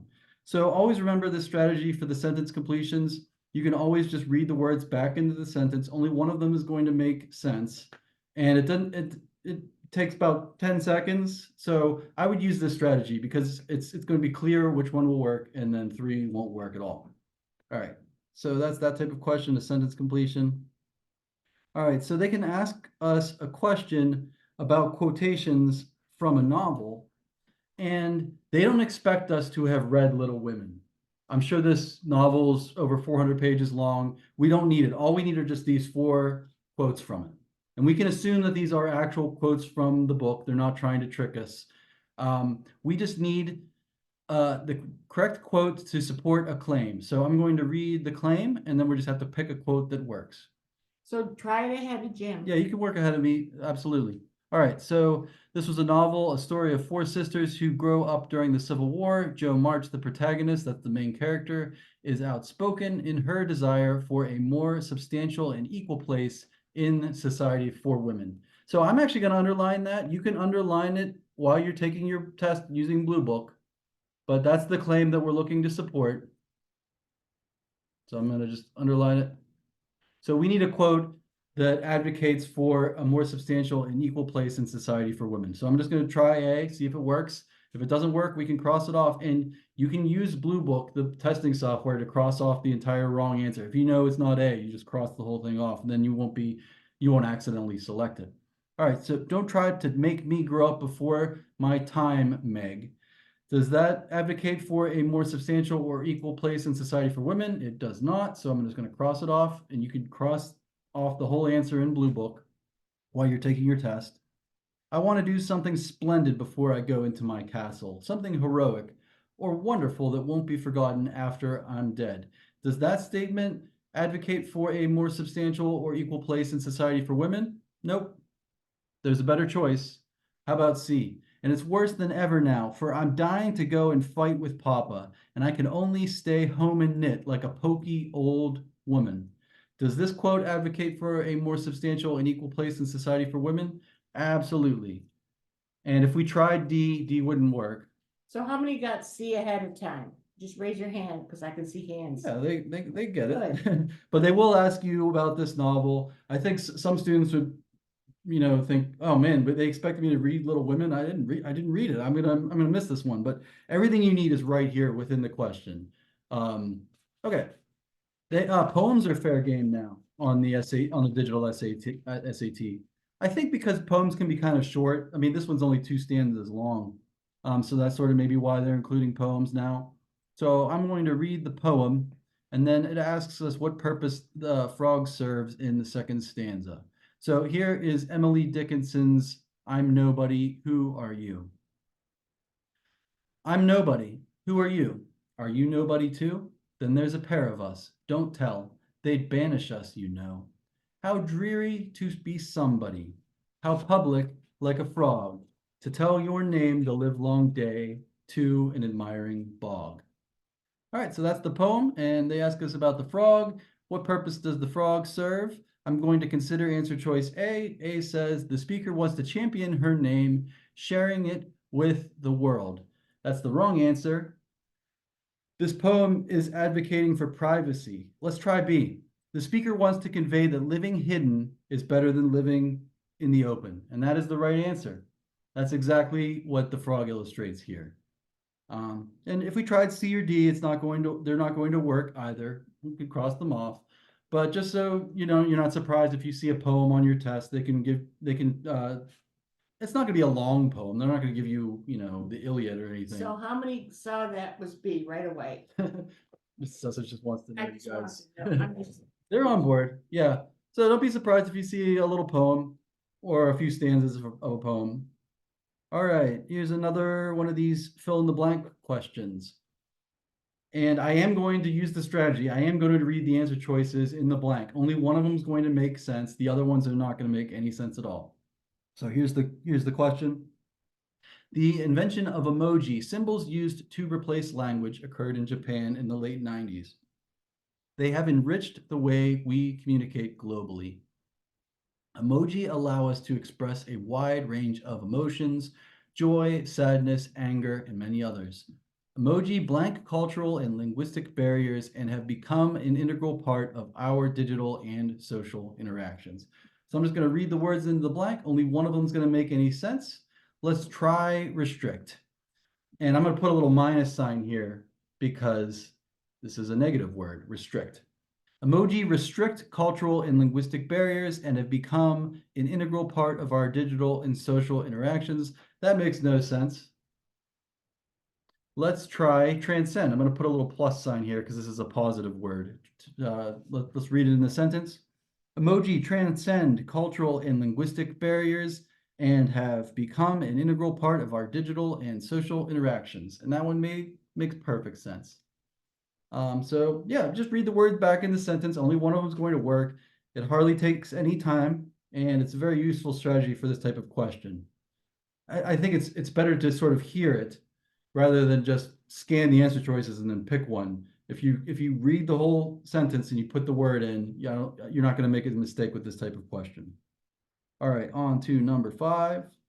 So it's a grammar question, and I could tell it's a grammar question immediately because they're asking me about the conventions of standard English. And so a great way to raise your reading score, we're going to go through all the 20 rules of grammar, and they're going to be used. So if you get the grammar rules down. Yeah, and this one, it looks like they're testing us on punctuation. I can tell that just because the answer choices, some of them contain commas. I see an em dash, I see a semicolon, I see a colon. They love semicolons on the SAT, by the way.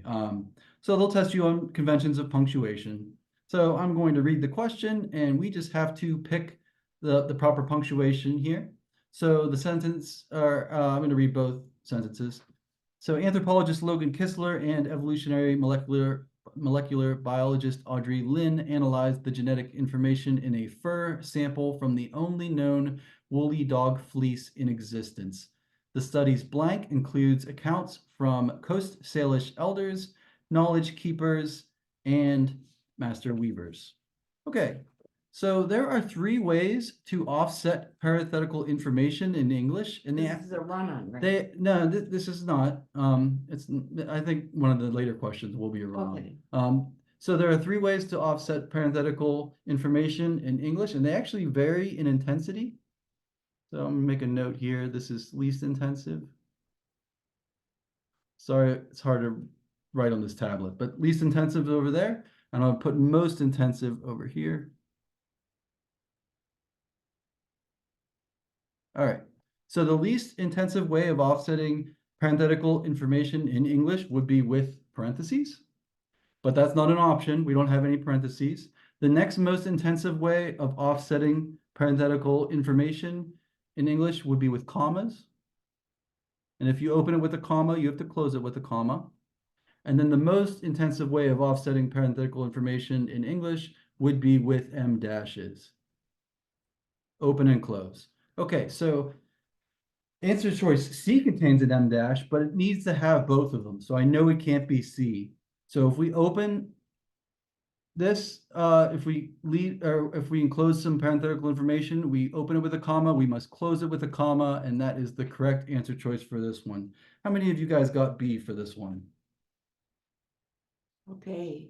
Okay, and like I said, it's not an option here, but if it were, even parentheses would be legal in English, and that would be the least intensive way of notating this information.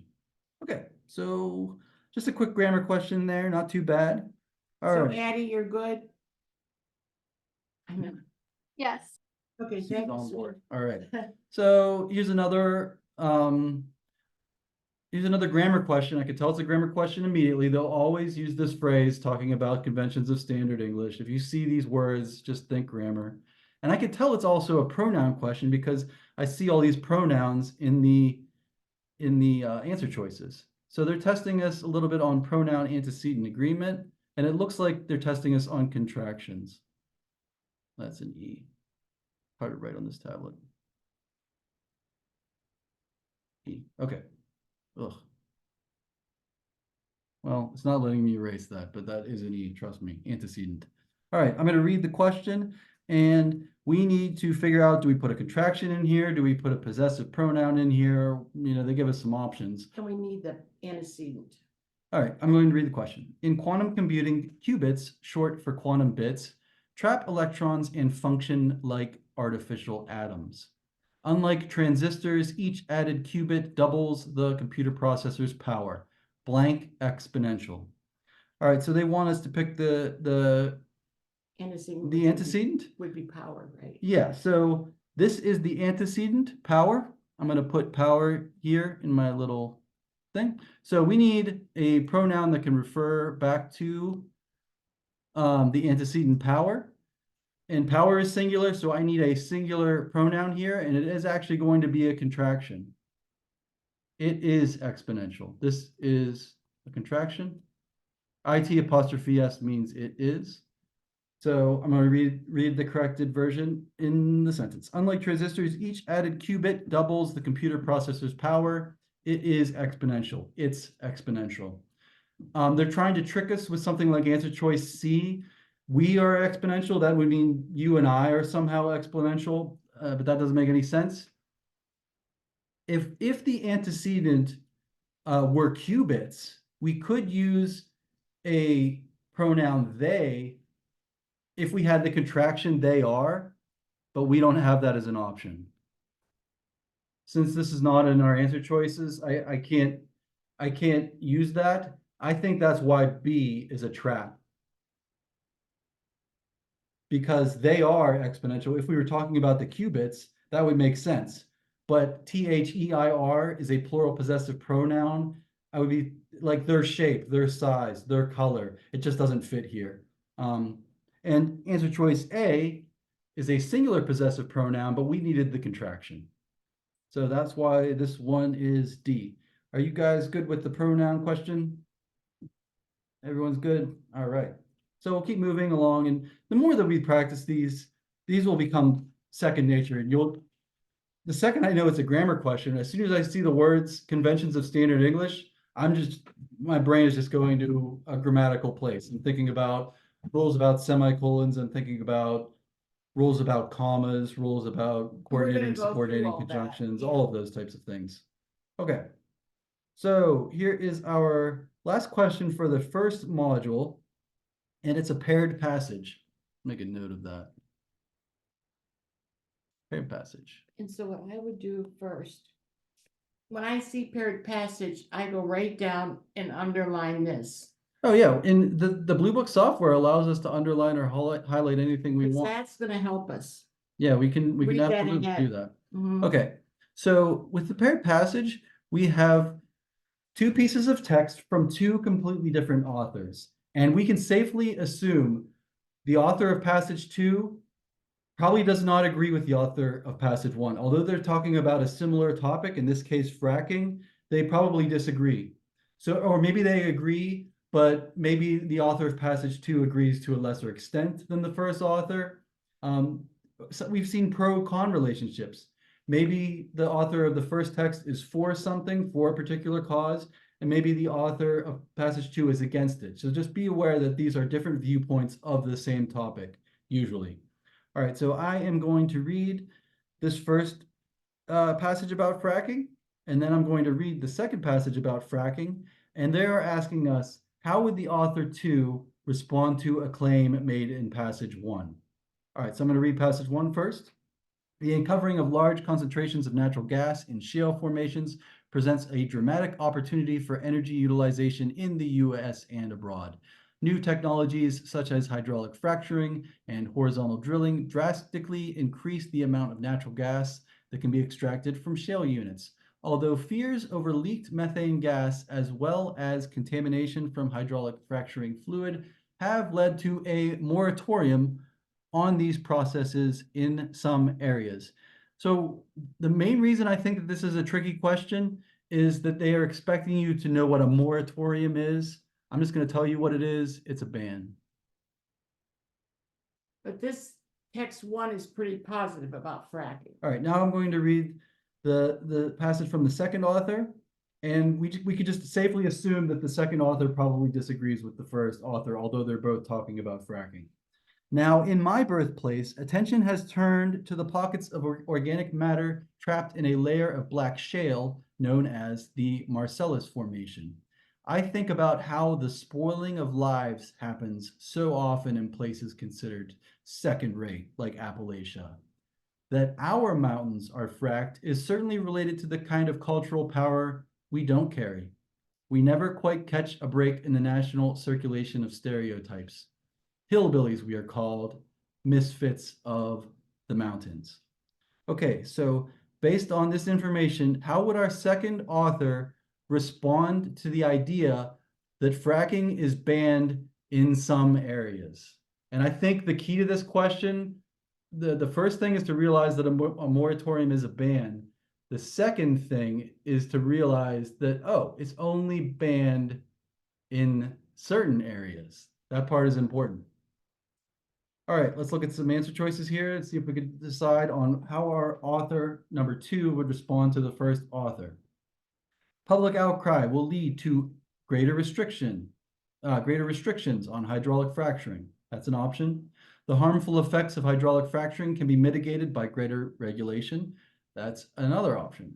Provisional bans need to remain until more is known about the effects of hydraulic fracturing. Or would our second author say, yeah, this process can be banned, but bans on hydraulic fracturing occur in more affluent areas, in wealthy areas, not in places like Appalachia, not in places considered second rate.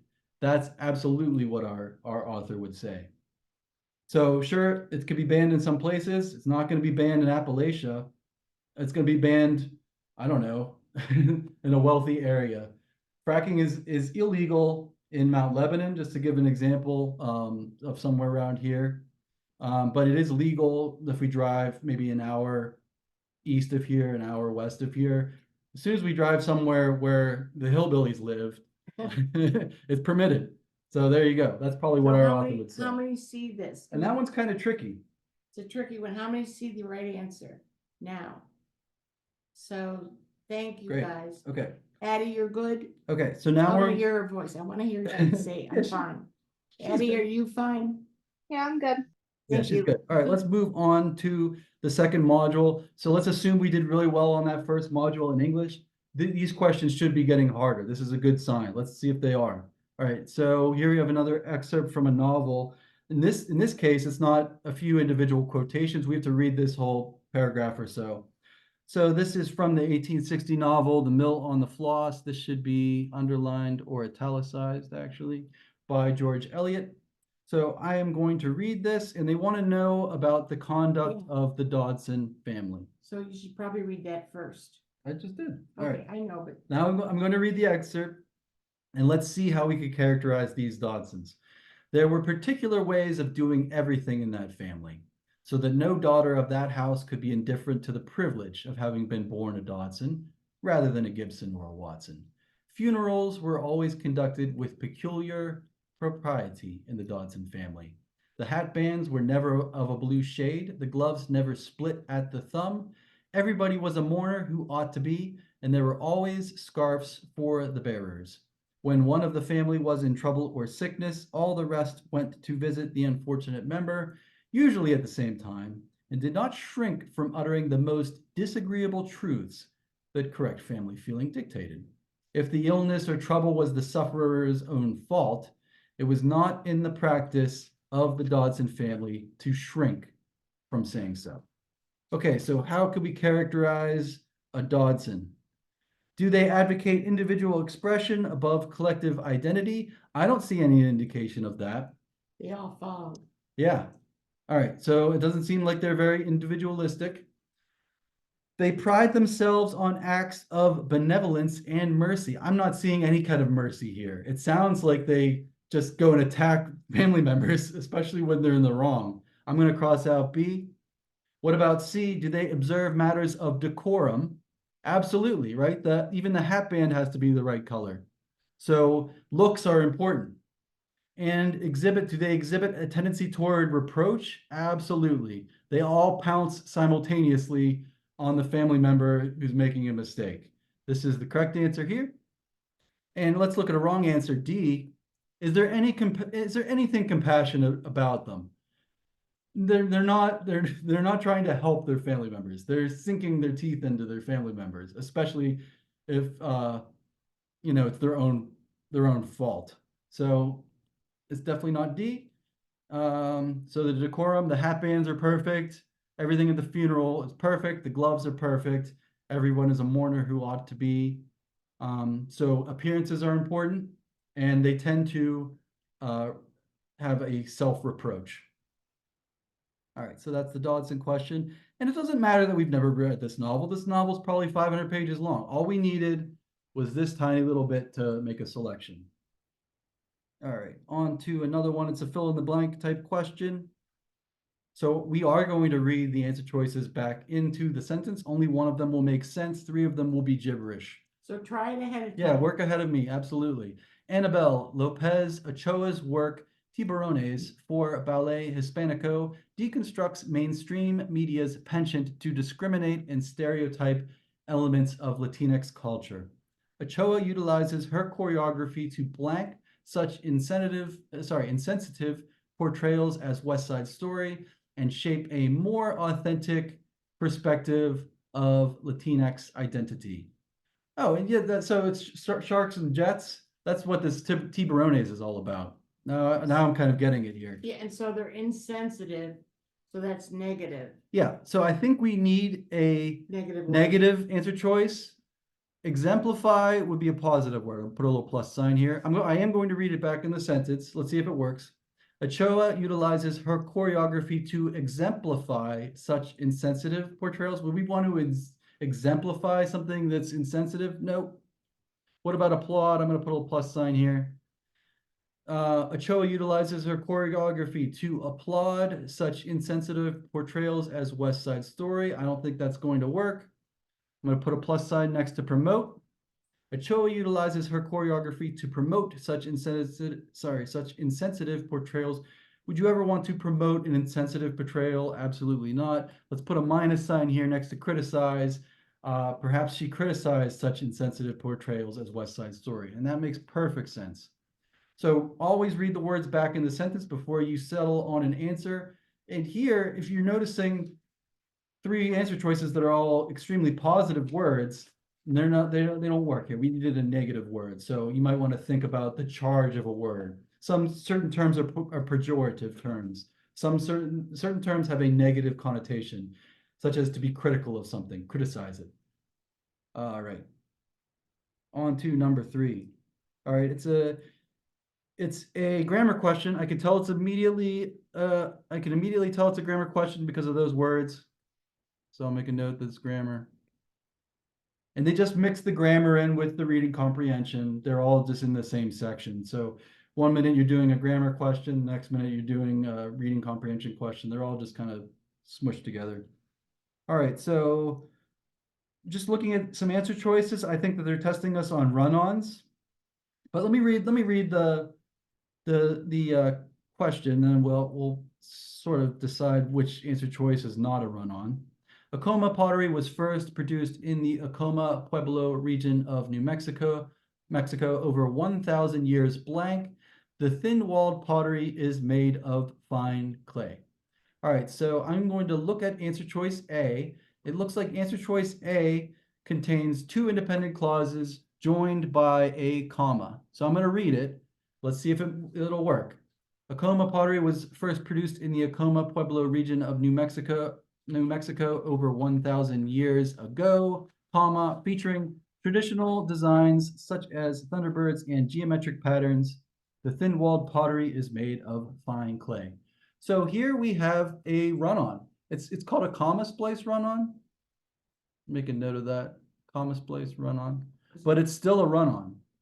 Because they're two independent clauses. Yeah, so commas are great punctuation. I love commas. Commas are relatively weak punctuation. A comma is not strong enough to join two independent clauses. We do have a piece of punctuation that can, but it's not a comma. I'm going to cross off A. Let's look at answer choice C. Is answer choice C a run-on? Acoma pottery was first produced in the Acoma Pueblo region of New Mexico over 1,000 years ago, featuring traditional designs such as thunderbirds and geometric patterns. The thin-walled pottery is made of fine clay. So that's a run-on. Here we have two independent clauses, punctuated as if they are one sentence. We can't do that. It's a run-on. It's not C. All right, so we already have it down to B or D. Even if we were going to randomly guess at this point, we have a 50% chance. So that's good. Anytime you can eliminate answer choices, just cross them out in Blue Book. The Blue Book software permits you to cross out the entire question. When you're taking your practice test this weekend, play around with that feature. See if you can cross out the wrong answers. Also play around with the Desmos calculator. It's the most powerful calculator imaginable. It's built right into the test. So, all right, let's consider B. Perhaps we want to turn these into two sentences, which is a common way of dealing with a run-on.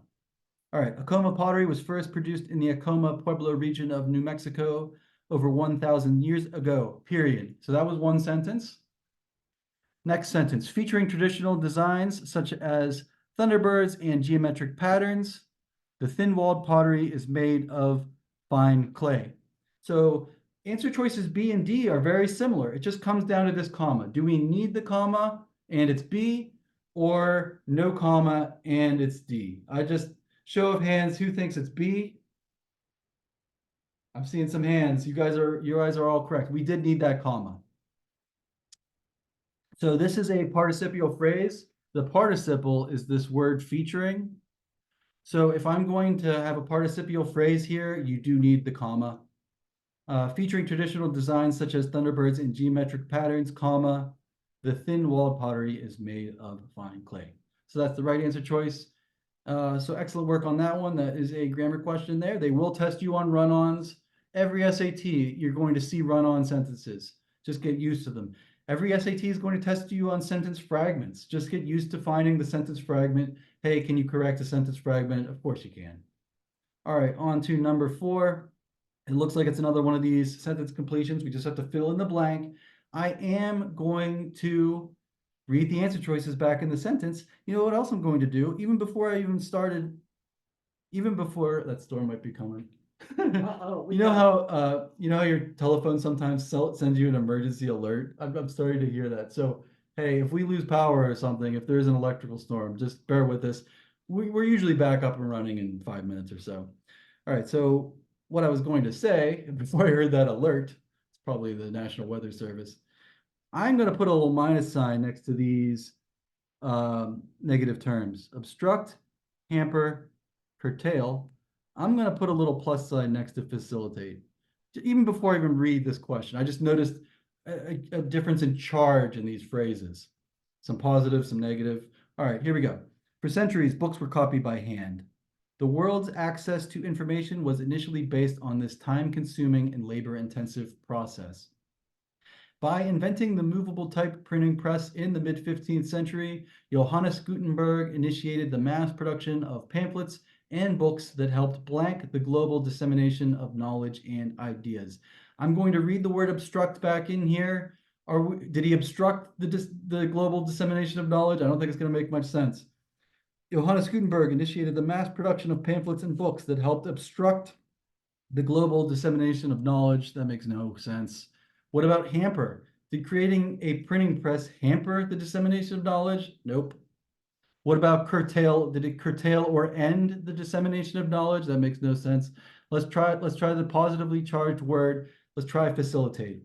Johannes Gutenberg initiated the mass production of pamphlets and books that helped facilitate the global dissemination of knowledge and ideas. Makes perfect sense. So always read the words back in the sentence. And if you can notice the charge of the word, maybe make a note of that as well. All right, on to another question. All right, so it looks like I have a graph, and then I have an experiment here. So don't be surprised if you see some graphs in the reading and writing section. They're not really testing you on math. They're never going to ask you to calculate the slope of a line or anything.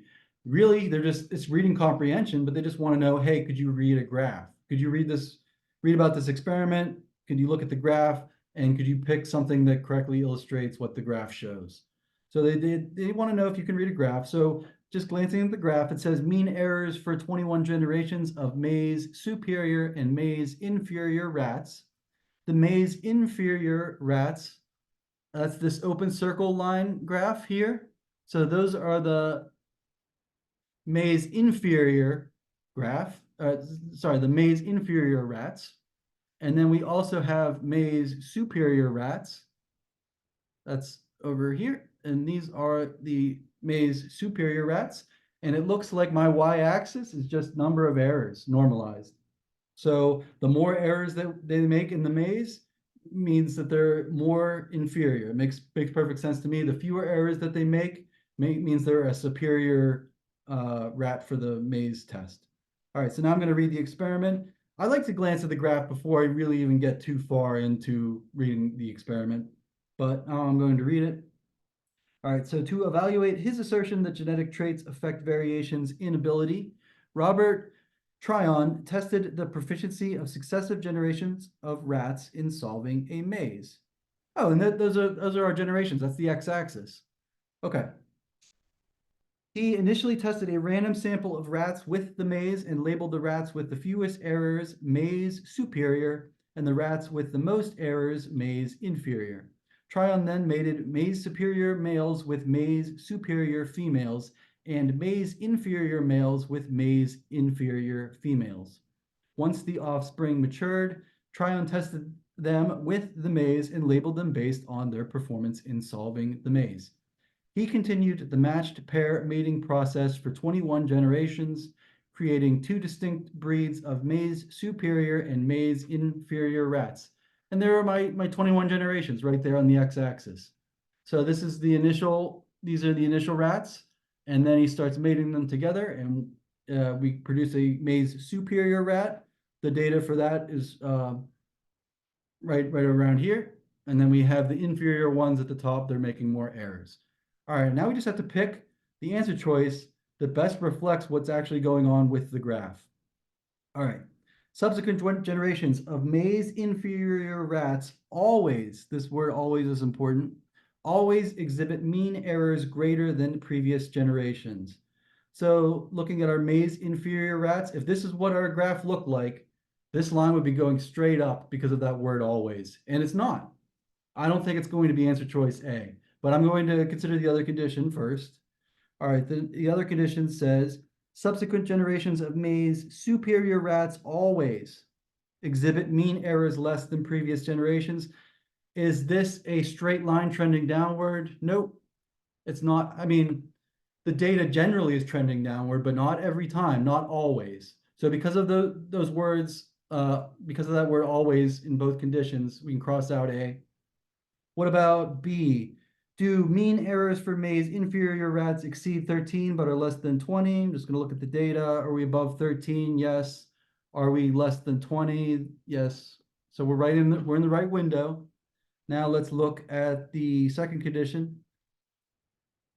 Are mean errors for maize superior rats as few as 8, but never exceed 14? Let's look at the data. So now I'm looking at the maize superior rats. So as few as 8, it's right here, and they never exceed 14. I'm right where I want to be with the data. That is the correct answer. And if I tried C or D, they would be incorrect. I'm assuming they think that you're going to mix up the mice or the rats, sorry. I think they're going to think that you're going to get them backwards. So the open circle is the maize inferior rat, the one making more errors. The maize superior is the closed circle. So I'm assuming these other ones would be if you made that error. Okay, so they will expect you to read a basic chart or a basic graph. They can give you a table, they can give you a line graph like we have here, or they can give you a bar graph. So just don't be surprised if you see some graphs on the reading and writing section. No math. No math. I mean, they're gonna make you do math with graphs, but that's all gonna be in the math module. All right, So with the student notes, what Yeah. I always do is read the part in the middle. Can you underline? yeah, I that? will.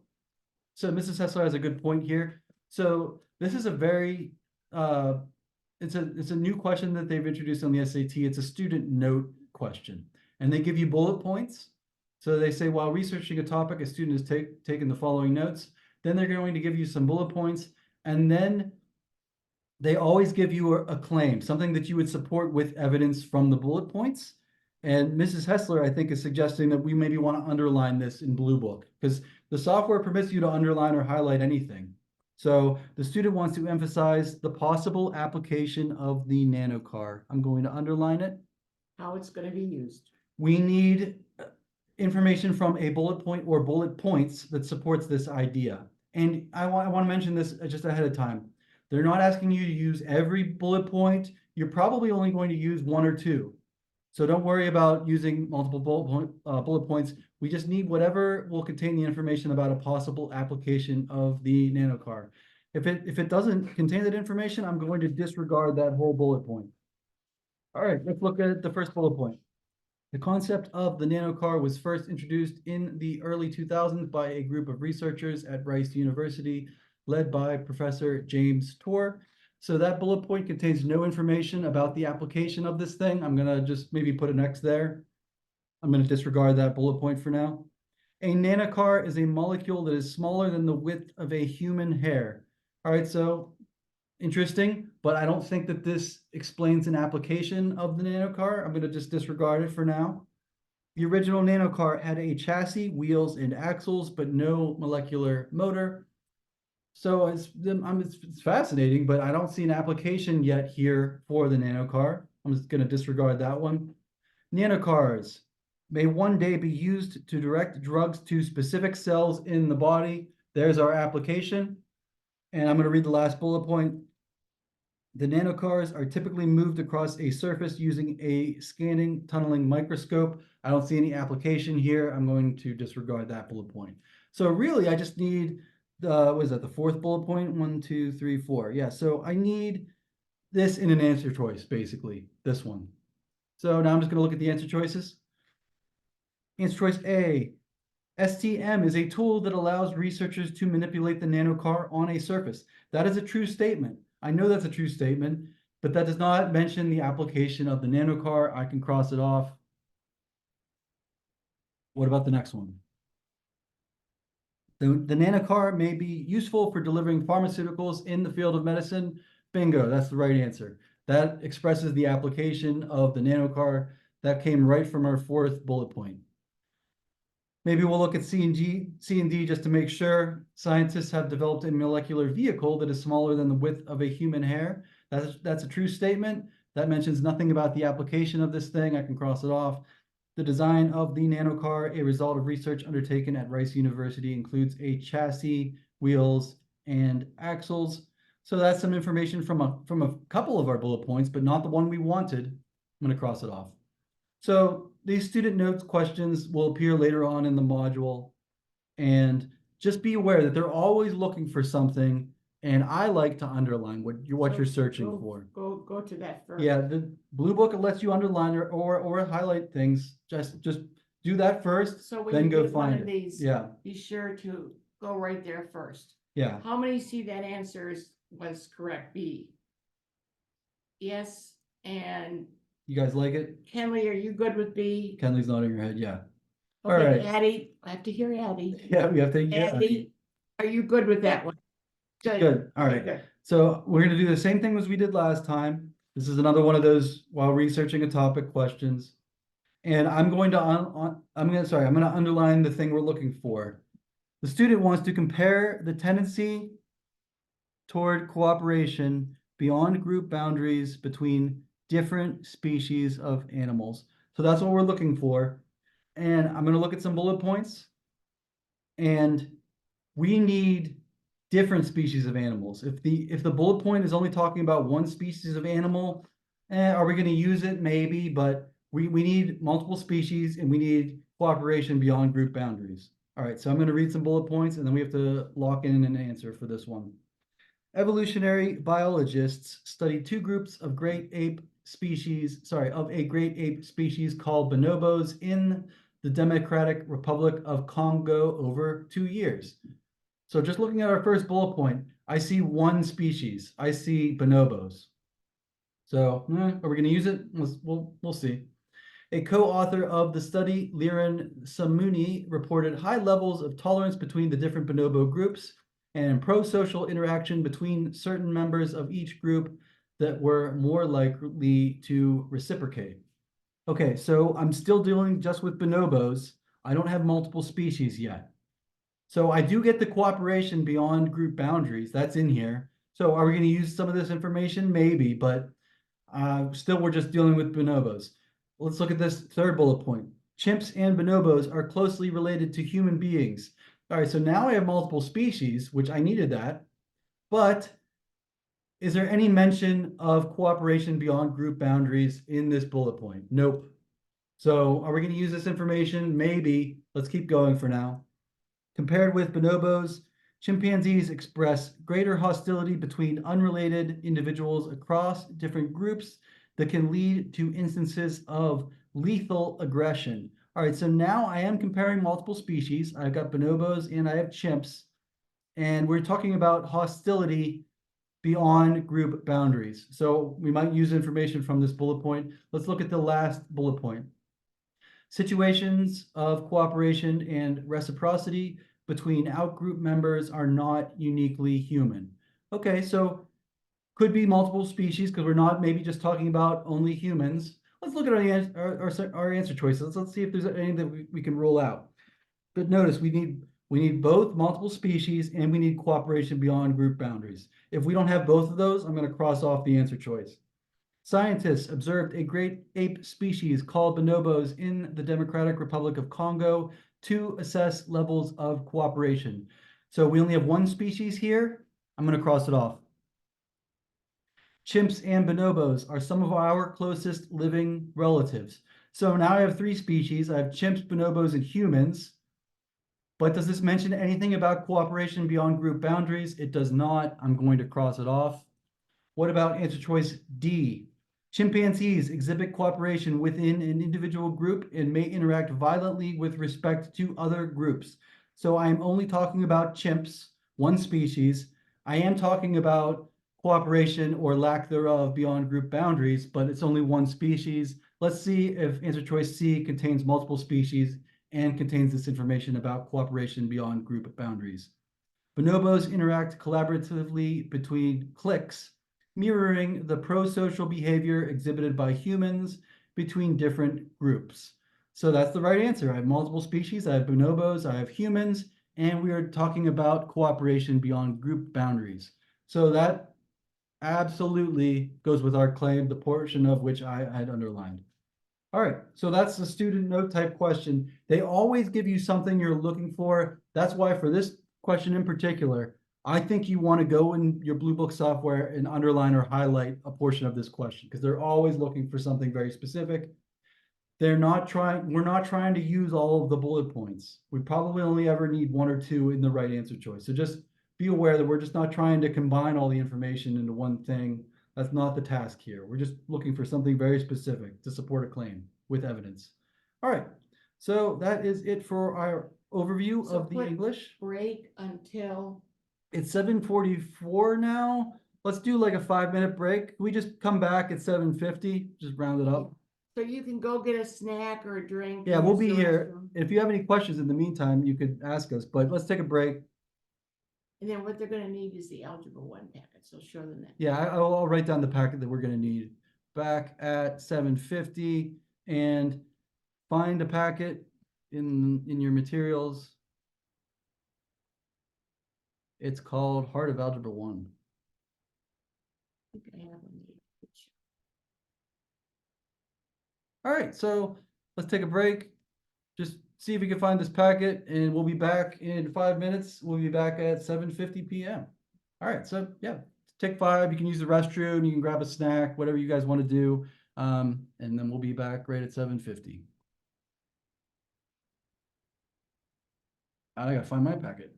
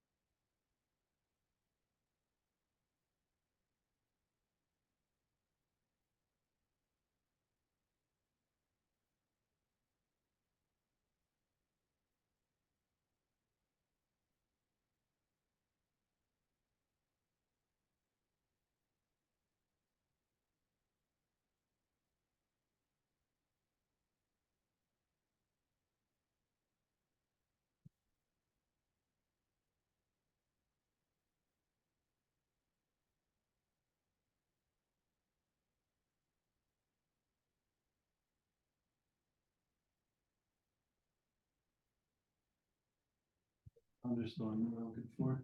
Oh, we don't want to see it. I hope that we don't get a power outage.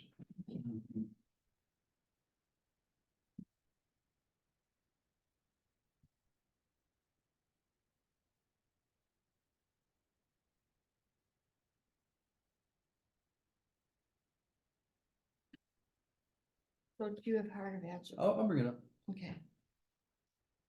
All right.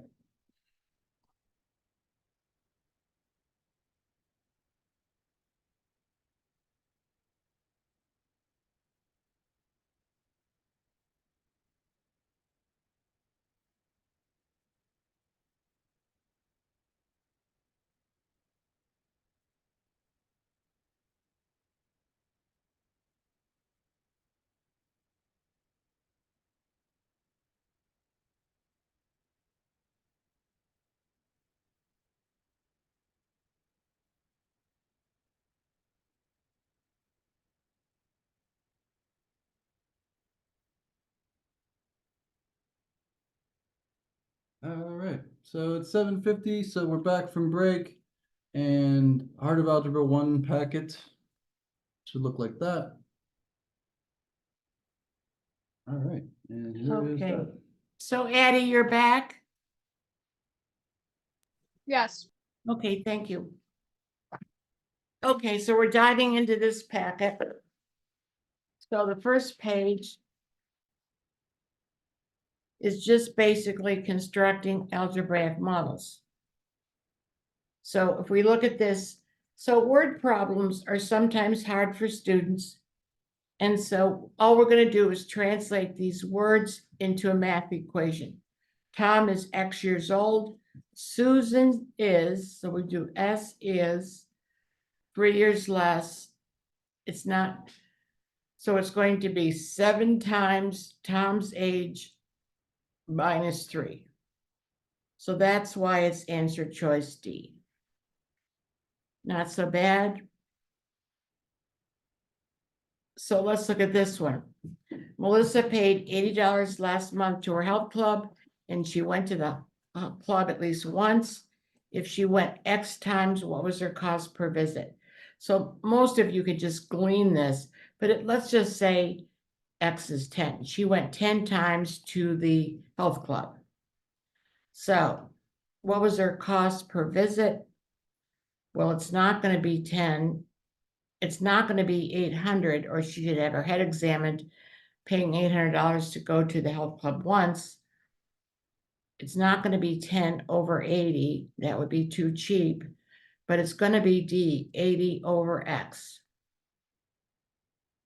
Because that would give us the thing we want, which is about $8 a time. So I'm assuming everybody's good with that one. So next Wednesday, we're going to get involved in lines and angles and systems. So just to draw a little graph here. So Courtney is 500. Oh, by the way, it's dark here. So if we get a power outage, just give us time to come back, or if it's the same way with you. But right here, as I'm looking out the window, I'm seeing dark storm clouds. So she attends college 580 miles from home. She's driving home at an average of 58 miles per hour. And this is home. Okay. So anyway, which expression would represent this? Well, next week, they don't give you this formula, y equals mx plus b. B is the y-intercept, which is going to be 580. And this is our rate. So she's clipping along at a minus 58 miles per hour. And so the answer choice would be C. How many of you had C for that one? Hands up. Yes, yes, yes. Okay. This one's pretty easy. A paper towel dispenser gives an 8-inch length of paper towel every time the sensor is activated. So if you hit this sensor twice, it would be 16 inches of paper towel. What answer gives 16? It would just be B. That's a pretty easy one. We're going to go up to some harder ones. So this, we're translating these words into an expression, and I would probably do it first and then match it. So the sum of X and 4, so I would write this out. Don't look at all the choices because it'll get you confused. The sum of X and 4 is less than the square of the difference between X and 4.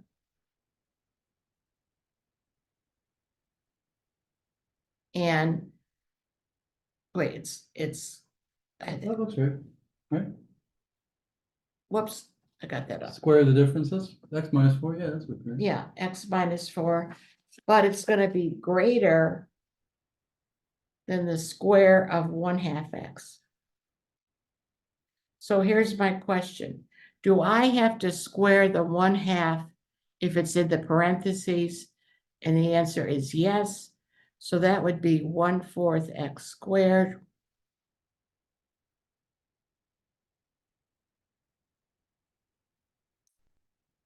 Which would lead us to answer choice A. So I think the strategy is to not look at the choices until you've tried it on your own. Okay, number 5. So we've done direct variation all through school. As one value goes up, the other value goes up, and it's y equals kx, like Charles's law. So the time to require to pick apples varies directly to the number of bushels. So we know K is our constant. The more bushels we pick, the more time. So this is a direct, but then it's going to be inverse to the number of people picking up the values. So inverse looks like this, like Boyle's law. So that's going to be K over X. So the more people, the less time. And so we're looking at KB over P, which would be answer choice C.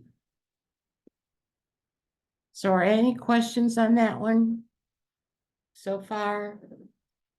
We're good. It's really raining here now. No power shortage. Okay, choosing numbers, the next page. So this can help. I mean, you might not always need this, but we're going to see an example where you probably do. So Angela has X photographs. So we're just going to pick in our example. She has 10 photos. She's putting 3 on a page, and she would have 1 left over. So you don't have to draw the picture, but here are my values. So I can see she's going to have 3 pages. So what answer, whoops. So what answer choice when I put in 10, 3, and 1 is going to kick out a 3.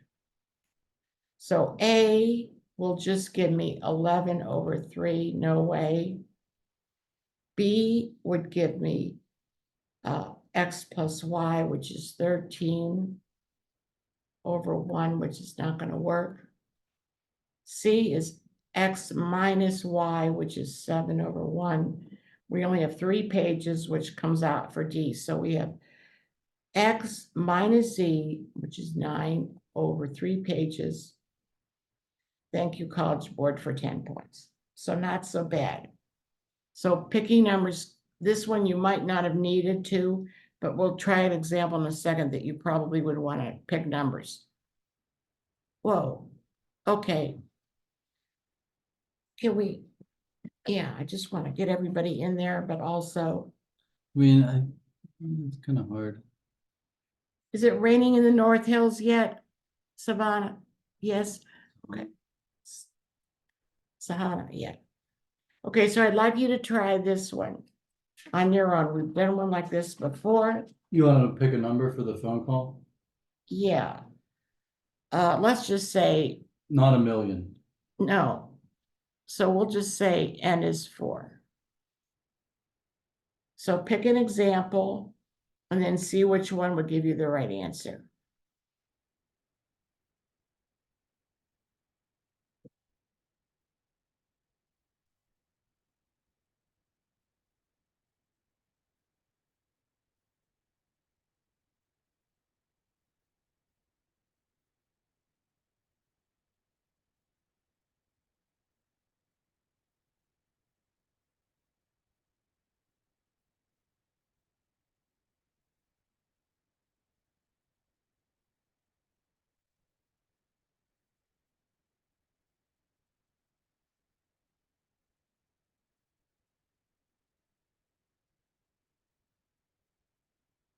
Okay, how many of you had C? Great. So conceptually, you kind of, you see why you Yeah. would have to subtract that Yeah, first and you minute. could but- probably see, yeah. you might not have had to do this because you're going to subtract the first minute. But if you just want to check yourself, oh, did we lose? I bet her power went out. Yay. They're gonna start dropping like flies. No, no. Oh, it happened to us one time. I felt really bad. But usually we can get it back on in about 5 minutes if the power does go out. All right, so we'll keep going for her, but we lost it. We have a casualty. Not us, but we live near her. We live very near her. Like how many miles? Yeah, if so, let's just say if power were to go out, try back in like 5 or 10 minutes. But if it truly seems like it's out, we'll just meet up next time and take a practice test, right? But Yeah, I think we'll be okay. I think we'll be okay. That's faith. Okay. For every $10 Nakia earns, she gives $4 to her younger sister, Jasmine. So we know we have 10 equals. So she's going to give $4 to Jasmine. Okay, which of the following gives the right relationship between the two? Well, So you just picked 10 just because, yeah, I picked okay. 10 because it was in the problem. Oh, right. So she gives, so if we did 4 here, it would be 16 over 10. That's not going to be right. Not equal, that's a 6, sorry. Right. Okay, let's look at B. 10 times 40 over 4. 40 over 4. We have a 10 winner equals 10, yeah. because 10 equals 10. So picking numbers, oh, let her back in. Yes, yay. Come on, Eddie. I don't know. I hit admit, I think. Yeah. Oh, there she is. Ask Wait. her if her power went on. Yes, obviously your power went out, right, Eddie? Yeah, it did. Yeah, you're back, honey. We didn't go very far. So if anybody, okay, so let's try 3. So 10 pounds of apples. I'm just gonna pick D is 10. So you're saying $1 a pound? So we're gonna just make it $1 a pound. So 6 of the apples weigh an average of 1 pound. So I want to know which of the following is the average price in cents. Now they switch this on me of a dozen apples. So if it's $1 a pound, what I'm looking for in the answer choice 200 cents. is 200 cents, right? Because 6 apples weigh 1 pound. So 12 apples will weigh 2 pounds. So 200 cents would be answer choice A. I'm glad you're back, Eddie. You live so close to us, you made me nervous. Okay, here's how this could get very hard. Now you could do this algebraically. Perhaps Anish could. This would be hard without picking some numbers. But without picking numbers, this was the latter end of an SAT class. So we're gonna say to celebrate a colleague's birthday and coworkers. So we have 5 coworkers in an office, and the whole lunch is gonna cost, well, let's say the whole lunch costs $100. So everybody's paying $20 a lunch. Oh wait, that's if everyone pays though. Yeah, I know. But we have this conditional, see if the coworkers are cheap. So let's say we have 2 cheap people fail to contribute. So that means that 3 people are doing the paying, and so they're gonna pay 33.33 cents to cover the 2 cheap people. 2, which of the following represents the additional amount in dollars? So they were gonna have to pay $20 for the lunch, but now they're gonna have to pay $13.33 more. So we want our answer choice to be $13.33. This is just 0, 0, not 30. No, I'm sorry, yeah. You can't even see my 13.33 there. All right, so you're just you want 1333. Right, I wanted to know what answer will kick out the 13.33. So it's not gonna be X over N, because that's gonna give us the $20 lunch. It's not gonna be 100 over 3, because that's gonna give us the 33.33. It's not gonna give us C, because that's gonna be 100 times 3 over 5. So that doesn't work, but D works, because we have CX, which is 200 over N, which is 5 times 3, N minus C, which is 3, and 200 over 15 would give us the 13.33 we're looking for. So how many see that one now?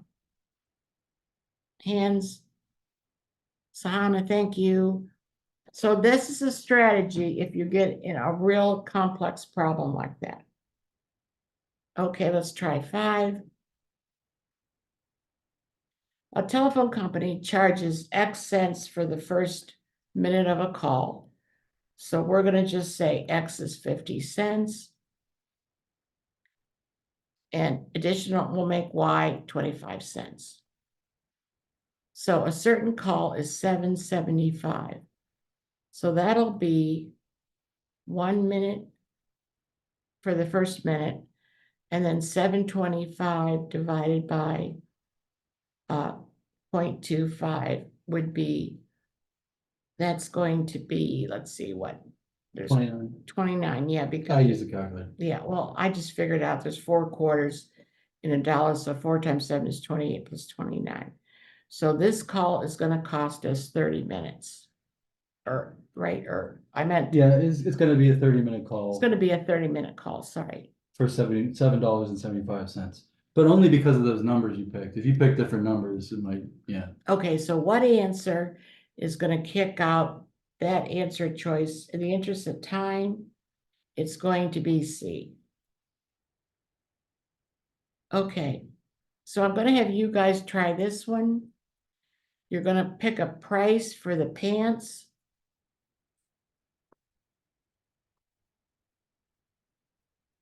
And so you're going to subtract that. You probably could see this one. Or do the algebra, yeah. Yeah, or do the algebra. I'll say my pants are $30.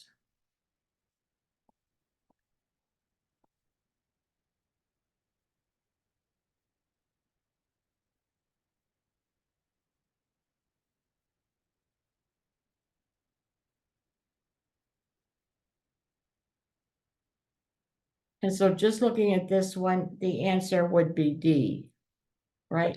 How many got D? So Sahana, you're good. Anish, you're good. Kenley, hand up, honey. Addie, you're good. Yes. Yes, thank you, sweetheart. All right. So now we're moving on to systems. So next week, we're going to be dealing with system numbers, but this is more of a, you're just putting the expression in here. But what we'd like you to do is not go looking at the choices right away. Make your own equations. Make your own equations, like choose your own adventure here. Don't even look at their choices because they're probably trying to trick you. Because people that look at the choices get all confused. So a coffee blend contains, this is our example, contains Sumatra beans, which are $6 a pound, and Kona beans, which are $14 per pound. The blend costs $12 per pound. Which of the following systems we want to get 60 pounds? So first we just have S plus K equals 60. Just the The clear, quantity. the equation, quantity yeah. equation. And then, can we move this over a little bit? No. I mean, I could maybe do this. I don't know if that made things worse. And then we You need need our, like a dollar equation, right? and then we need our money equation, which we know it's going to be 6 for the Sumatra beans, plus the Kona beans are going to be 14. And so then we have 60 pounds times 12, and that's going to be 720. So this looks a lot like answer choice C. Thank you, College Board, for 10 points. Okay, the next one, I'll do this one quick and then let you try one. The width of a rectangle is 5 feet less than its length. We want to get the perimeter of the rectangle. So they do give you the perimeter, but you know it's 2W plus 2L equals 48. So we know these are areas, so we're not going to pick that one. So what we have to do is manipulate this a little bit. So if we do, and we add the 5 to both sides, we'll get L equals W plus 5, which is answer choice A. And I hope I'm not going too fast, but this is such a bright group that I don't think I am. Okay, now I'm going to have you try one. So on the next page, First, you're just gonna do, I'm gonna let you do it, but don't go here first. I want you to create your own first, so Don't even look at their equation, yeah. because their equations are gonna just confuse you. So we just want the cars plus the trucks. And you figure out what that is, and then we need our money equation. So that's all I'm gonna give you, and I'd like you to finish that up.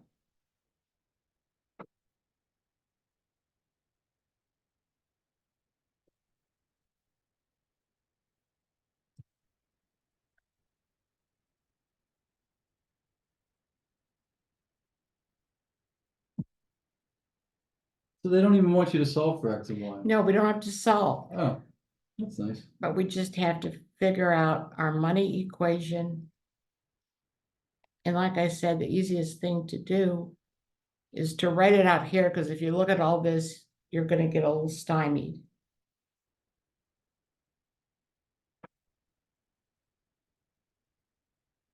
So it's B. Mhm. So everybody get B for that one, nodding heads? Okay, good. So I think you're good for that. So I'm not gonna, I don't do a lot of fluff in this class anyway, but I especially don't want to do it with you guys. So you know you have to add like terms, distribute, and we saw that factoring on that group problem. You just take out what's common and bring it out front. So what I'd like you to do is this is just an algebra litmus test. I'd just like you to simplify these 5 and then factor those 2. So this is just to test your algebra skills. So go ahead and start this.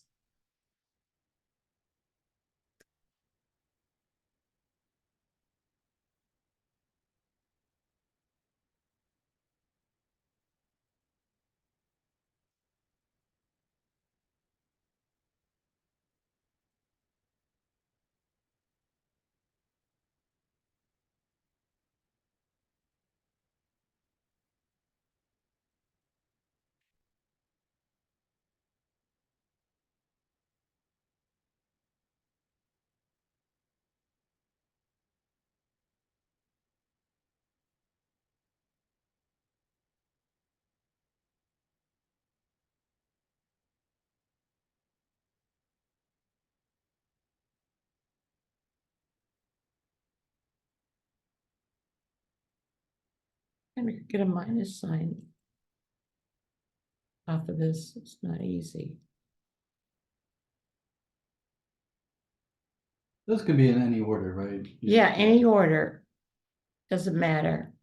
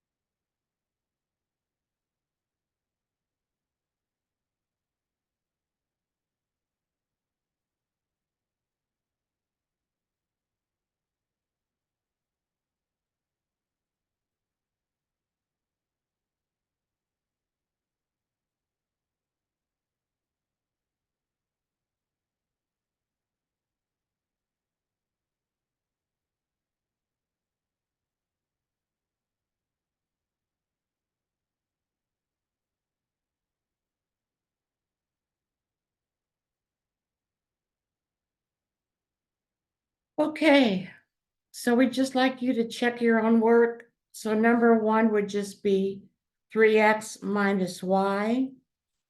These are additive inverses. And so you would get negative n plus 6n, 5n. Combining like terms, you get a negative 3xy minus 10x plus 2y. After you distribute, and the thing is, you have to remember a negative times a negative is going to be a plus. That's something they try to confuse you with on the test. So this will be negative 7b. And the last one is going to be 23x minus 31y, or the reverse. And then when you factor out, all we can factor out of this is a 2. So we bring the 2 out front, and we get 2 times the quantity x squared plus 3x plus 4. We factor out a 3x, and we get the quantity 5y plus 2xy plus 1 to hold the place. So if that's good for everybody, we're going to move on. I'll give you a chance to check your answers. It's just the big thing to watch for is this minus times a minus, because that can make a difference, like we saw in that problem we had in the book. Okay, so going on now. So we solve for x. I'm not even going to do the example. Let's go down to 1 because we want to get you out of here by 8:30. We're doing good. Oh, 8:30. What Yeah. time is it? It's 8:16. Oh, yikes. No, we're fine. Okay. So here, now look, notice this. They're not asking us for x. So I always like you to circle the prompt so you don't misdo the problem. So here, we subtract the 3, x will be a half. We just put the half in. And we're going to get 3 minus 4, which is a negative 1. On to the next page. If you have this as a scenario, so we subtract the 3, then we'll have 7 over x equals 5. And at this point, we can just put that over 1 and cross multiply. 5x is 7, so x will be 7/5. Thank you, College Board, for 10 points. Okay, this one, the sum of n and 7 is equal to 2. So n equals a negative 5. But look at the prompt. They're not asking for n. So we have to do minus 5 minus 4, which will be a negative 9. So always circle. Yeah, no, notice they put it as a wrong answer. They expect you to forget. Yeah, they want to dupe you into picking one of the wrong answers. So here we have to distribute this. So we'll have 12 minus 3x plus 6 equals x plus 8. So that's 18 minus 3x plus 6. And so that'll Where'd just you get be, 6? oh wait, I'm sorry. Negative 3 times a negative 2. Oh, okay. So that's correct, right? No, because the 18 has the 6 in it already. Oh, I'm sorry. Yeah, I know what you did. That's what I did. I combined them early. So we'll subtract the 8, add 3x, divide by 4. So our answer is going to be 5/2, which because we have to reduce the fraction. So just an easy word problem. 3 more than y is 2 less than 8, which is 6. It's not 2 less 8. It's 2 less than 8. So y would just be 3. And this one, I could cross multiply, but I'll ask Sahana. If you fly like an eagle, and here's our next strategy, put in answer choices.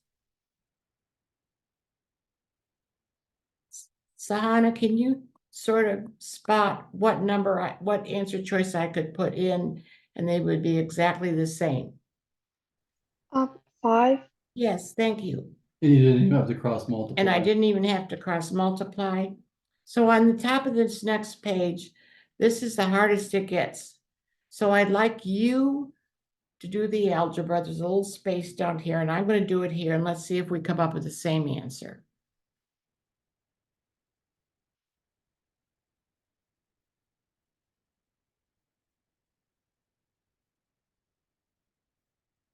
This is as hard as it gets, so.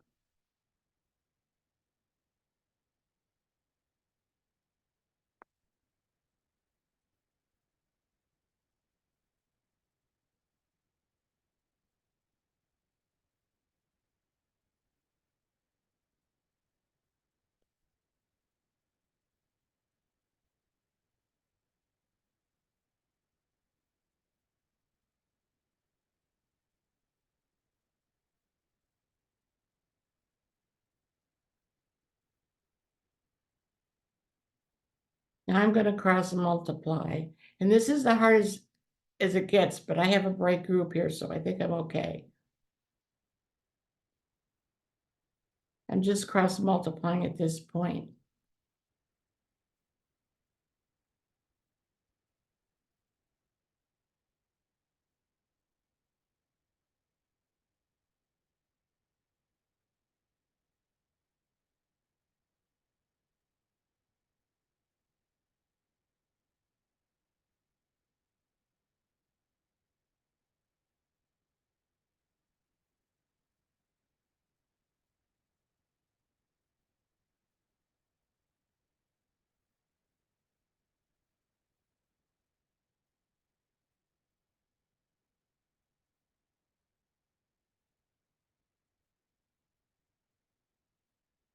Okay, how many got B for that one? Anybody get B? Good, Kenley. Good, Anish. Okay, now we're jumping to this one. So if you get one like this, we have to get 4x plus 5y. We can't really solve for x and y, but we can see how did we go to here? We multiplied by 20. So 8 times 20 would be 160. So let's do number 1. So to go from 1/2 x to 3x, we multiply by 6. And that would give us 2y. So 8 times 6 is 48. This one's pretty easy. I'm going from 4m to 8m. I'm multiplying by 2. And so 2 times 2 is 4 on this planet. On to a few more on the next page. I hope I'm not going too fast. Here we're dividing, so we can see we're dividing by 2. I don't know if you got any problems like this in your math class. So we get 3x plus 1, and 4k over 2 would just give us 2k. So here again, we're going to be dividing by 3. And so 30 divided by 3 is 10. So x over 2, we're dividing everything by 12. So 168 over 12 is 14. I hope I'm not going too fast. And then the last one, we want to get a plus b. So I want to divide everything by 10. And that will just give me 5.2. So I hope I'm okay with that. So now this is what we did with that real hard problem. We're solving for one variable in terms of another. So let's go to the first, whoa. Okay. So if a plus b is 12, so I'm going to put 12 in here. This is a piece of cake. 12c is 36. So c is just going to be 3. Before we tackle number 2, let's go try number 4. So if I had this situation, and I'm solving for getting the p to stand alone, so I'll subtract the 6. That'll give me 5pq.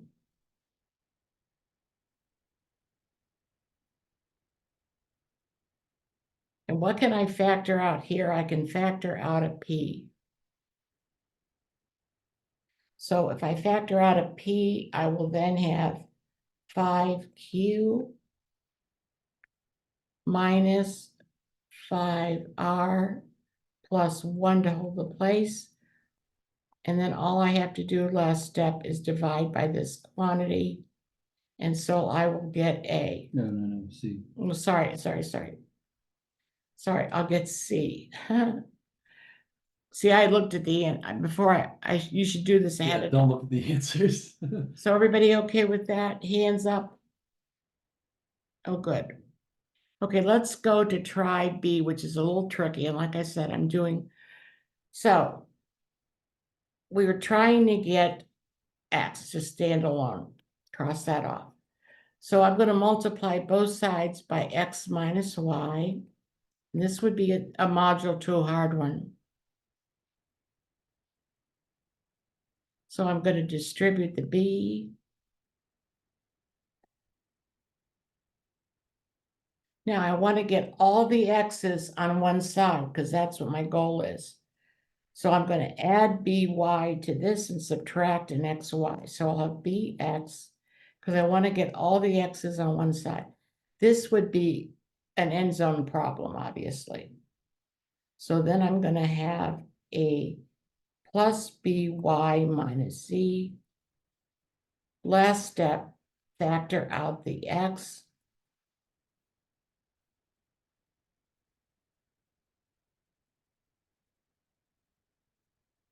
Divided by B minus Y, sorry. And so that looks like answer choice A. Nod your head if you're okay so far. That was a hard one. Oh, let me see hands visually, it's easier. Okay, Yeah, good. they're all good. And now, I don't know if you know this, but when you have a ratio like this, because we want to get, in terms of, we want to get the Y to stand alone. If you have a ratio like this, and we could do it the long way, but how many of you have been taught that you just interchange those and you have the equivalent ratio? So I asked a class one time and this Chinese student said, I learned that in second grade. So I'm just gonna put the Y plus 1, interchange that with the X, and I will get 1 over X, and then I'll just subtract the 1. And so that's gonna be answer choice C. So you can do that with a ratio. Now, number 5, we're gonna do both ways. So we might be good with time. Yeah, just keep I going. might be going a couple of minutes over. So this, I'm gonna do this the math way, and then I'm gonna do pick the numbers. So I wanna pick numbers like X is 6, because it has to work. Y is 2 and K is 3. So X plus Y would be 8 in my scenario over X, which is 6, which would reduce to 4/3. So what answer, when I put in K is 3, would give me 4/3? And so it would be B, right? Because K is 3, I would get 4/3. Now, if I did it the math way, I could easily make a mistake, and I'll show you why. Because this, I'm dividing and putting each over the term. So this would be 1, but Y over X is actually 1 over K. So then I would have K over X, K over K. K over K, I'm sorry, I want to get 1. K over K plus 1 over K, which would give me K plus 1 over K, which would give me the exact answer I got by picking numbers. But if you're not so, or you could just monitor your work by checking your answer. Okay, we might go like a minute or two over. You're almost done. We're almost done. So here, dividing by a negative number requires, so this one, Well, you're not dividing by. I'm not dividing by a negative here, I'm just dividing by 40. So this will be X, and this is an open circle, right? We're going through all your math history. This closed circle would have a line underneath, which isn't here. And so this would be answer choice A. Okay. This is where we get to those multiple answers. So X is 2, so I'm sorry, guys, we're going over just a couple minutes. Plus 8 is less than 12, so Y has to be less than 4. And it has to be positive, so Y could be 1, 2, or 3. But just pick one. Just pick one, don't put them all in. This is going over the phenomenon. What do you do if you divide by a negative number? So we're going to subtract the 18. Going through all your math history now. So since we're dividing by a negative, we have to flip the sign. And so this will be P is less than 2, which is C. So here we're going to multiply both sides by 2. Then I'm going to subtract the 15.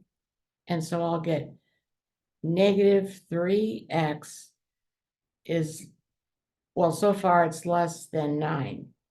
But since I'm dividing by a negative sign, I have to flip the inequality, which will be x is greater than a negative 3, which is answer choice A. So we're so far so good. In which of the following intervals does every value of x satisfy the inequality? Well, if I fly like and do some analysis, like an eagle above the problem, so I can't see my inequality, Jim. Yeah, so it's 2 over x is greater than 3. And so that means x is less than 2/3. You just need x less than 2/3. Yeah, I need x is less than 2/3. So the negative numbers aren't going to work because there's no negative that's going to be no greater than. What did I say? Never mind. So we're just going to try, we're going to try values in the answer choices because I know it's not A or B. So I can see that 1/3 is right in between here. So is 2 over 1/3 greater than 3? So when I divide by a fraction, going over your math history, I have to flip the sign. So that is 6 greater than 3, and that's a yes. And so once you do that, you could stop here. No matter what you picked, it wouldn't work. So our last page, how many minutes am I over? Just one. Okay, when you have compound inequalities, you can do it all at once. So here, if I have a -6, a -6, and a -6, I'll then have -10 is less than -2x, which is less than -5 1/4. And so now I need to divide everything by a -2, which means I'm going to flip the sign. So this will be 5 is greater than x, which is greater than, what is this equivalent to? Greater than 21/8. 21/8. It's 2.625. Okay, 2.625. Yeah. Yeah, that's 3/8. Okay, so we need a number between here. So I could use 3 or 4, right?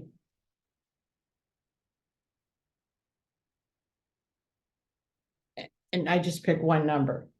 Okay, let's do the last number and then we're done. And I'm so glad to meet you, scholars. I'm so glad we only had one little baby glitch. So here, and you can go ahead of me and try it on your own. Okay, so we're going to subtract the 3. See, your minds will be all in gear for school, your synapses. So I read one day that your synapses develop until age 25. So you guys, your synapses are still evolving, but it's too late for me and Jim. Okay, so now we're going to divide everything by a -1 and flip the signs. So that'll be 7 is greater than x, which is greater than a -6, which looks like B. So it was nice meeting you all. One last thing. So Take the practice test. take the practice test at home, Practice test 1. practice test 1. Don't cheat. Yeah, I don't have to tell these guys. They're gonna be operating on me. They're gonna be on the digital test. You just If need like 2.5 hours. It gives you a 10-minute break in the middle. so, Kenley and Addie, you can come to the Mount Lebanon Rec Center if you want to at 10 a.m. 10 a.m. on Saturday. on this Saturday. Bring your device fully charged. Make sure Blue Book's installed. Make sure you have your College Board ID and password. So You should be good. bring your what am I saying, device, Yeah, bring the device charged. charged, your favorite calculator if you're not gonna use Desmos.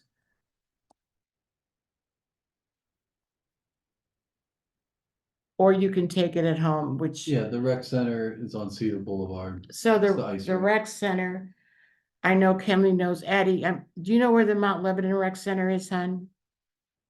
No. Okay, so if, it's pretty Is easy it to 900 find. Cedar Boulevard? Yeah, it's 900 Cedar Boulevard if you wanna come to a live class. We're just gonna take a test. Yeah, Yeah. we're just taking the test. You go, this is Cedar Boulevard. And actually, here's Mount Lebanon High School. Yeah, it's right by the high school. And so you turn onto whatever this road is. Oh, I'm not sure, but Cedar Boulevard. You turn onto this road and there'll be a big rec center. It's above the ice rink. And there's an ice rink on the By bottom the pool. floor, Yeah. but we're upstairs on the 2nd floor. So, that's where the Mount Lebanon, I don't know what that little road is. I don't remember either. Okay, It's on Cedar Boulevard though. yeah, if you just put Cedar 900 Cedar Boulevard. Boulevard into your GPS, you'll find it. And then, Sahana and Inish, you're gonna be taking those at home, okay? And if you let it go, and then you go back into your College Board website, it'll be graded immediately. And then next Wednesday, Yeah, so our next class is next Wednesday, next online class, yeah. next online is 5:30. And it was And nice. no power outage. Well, we had one little glitch with Addie. Yay, yay, yay. Okay, it was great meeting you all. I hope you learned something. Seriously impressed with you. I need to solve that problem with Desmos that we couldn't see, so Yes. he can take out my kidney for sure. Okay, so thank you guys so much. Thank you. See you Thank you. next. Yeah, see you guys next week. Okay, see you next Thank week. you. Thank you. Yep.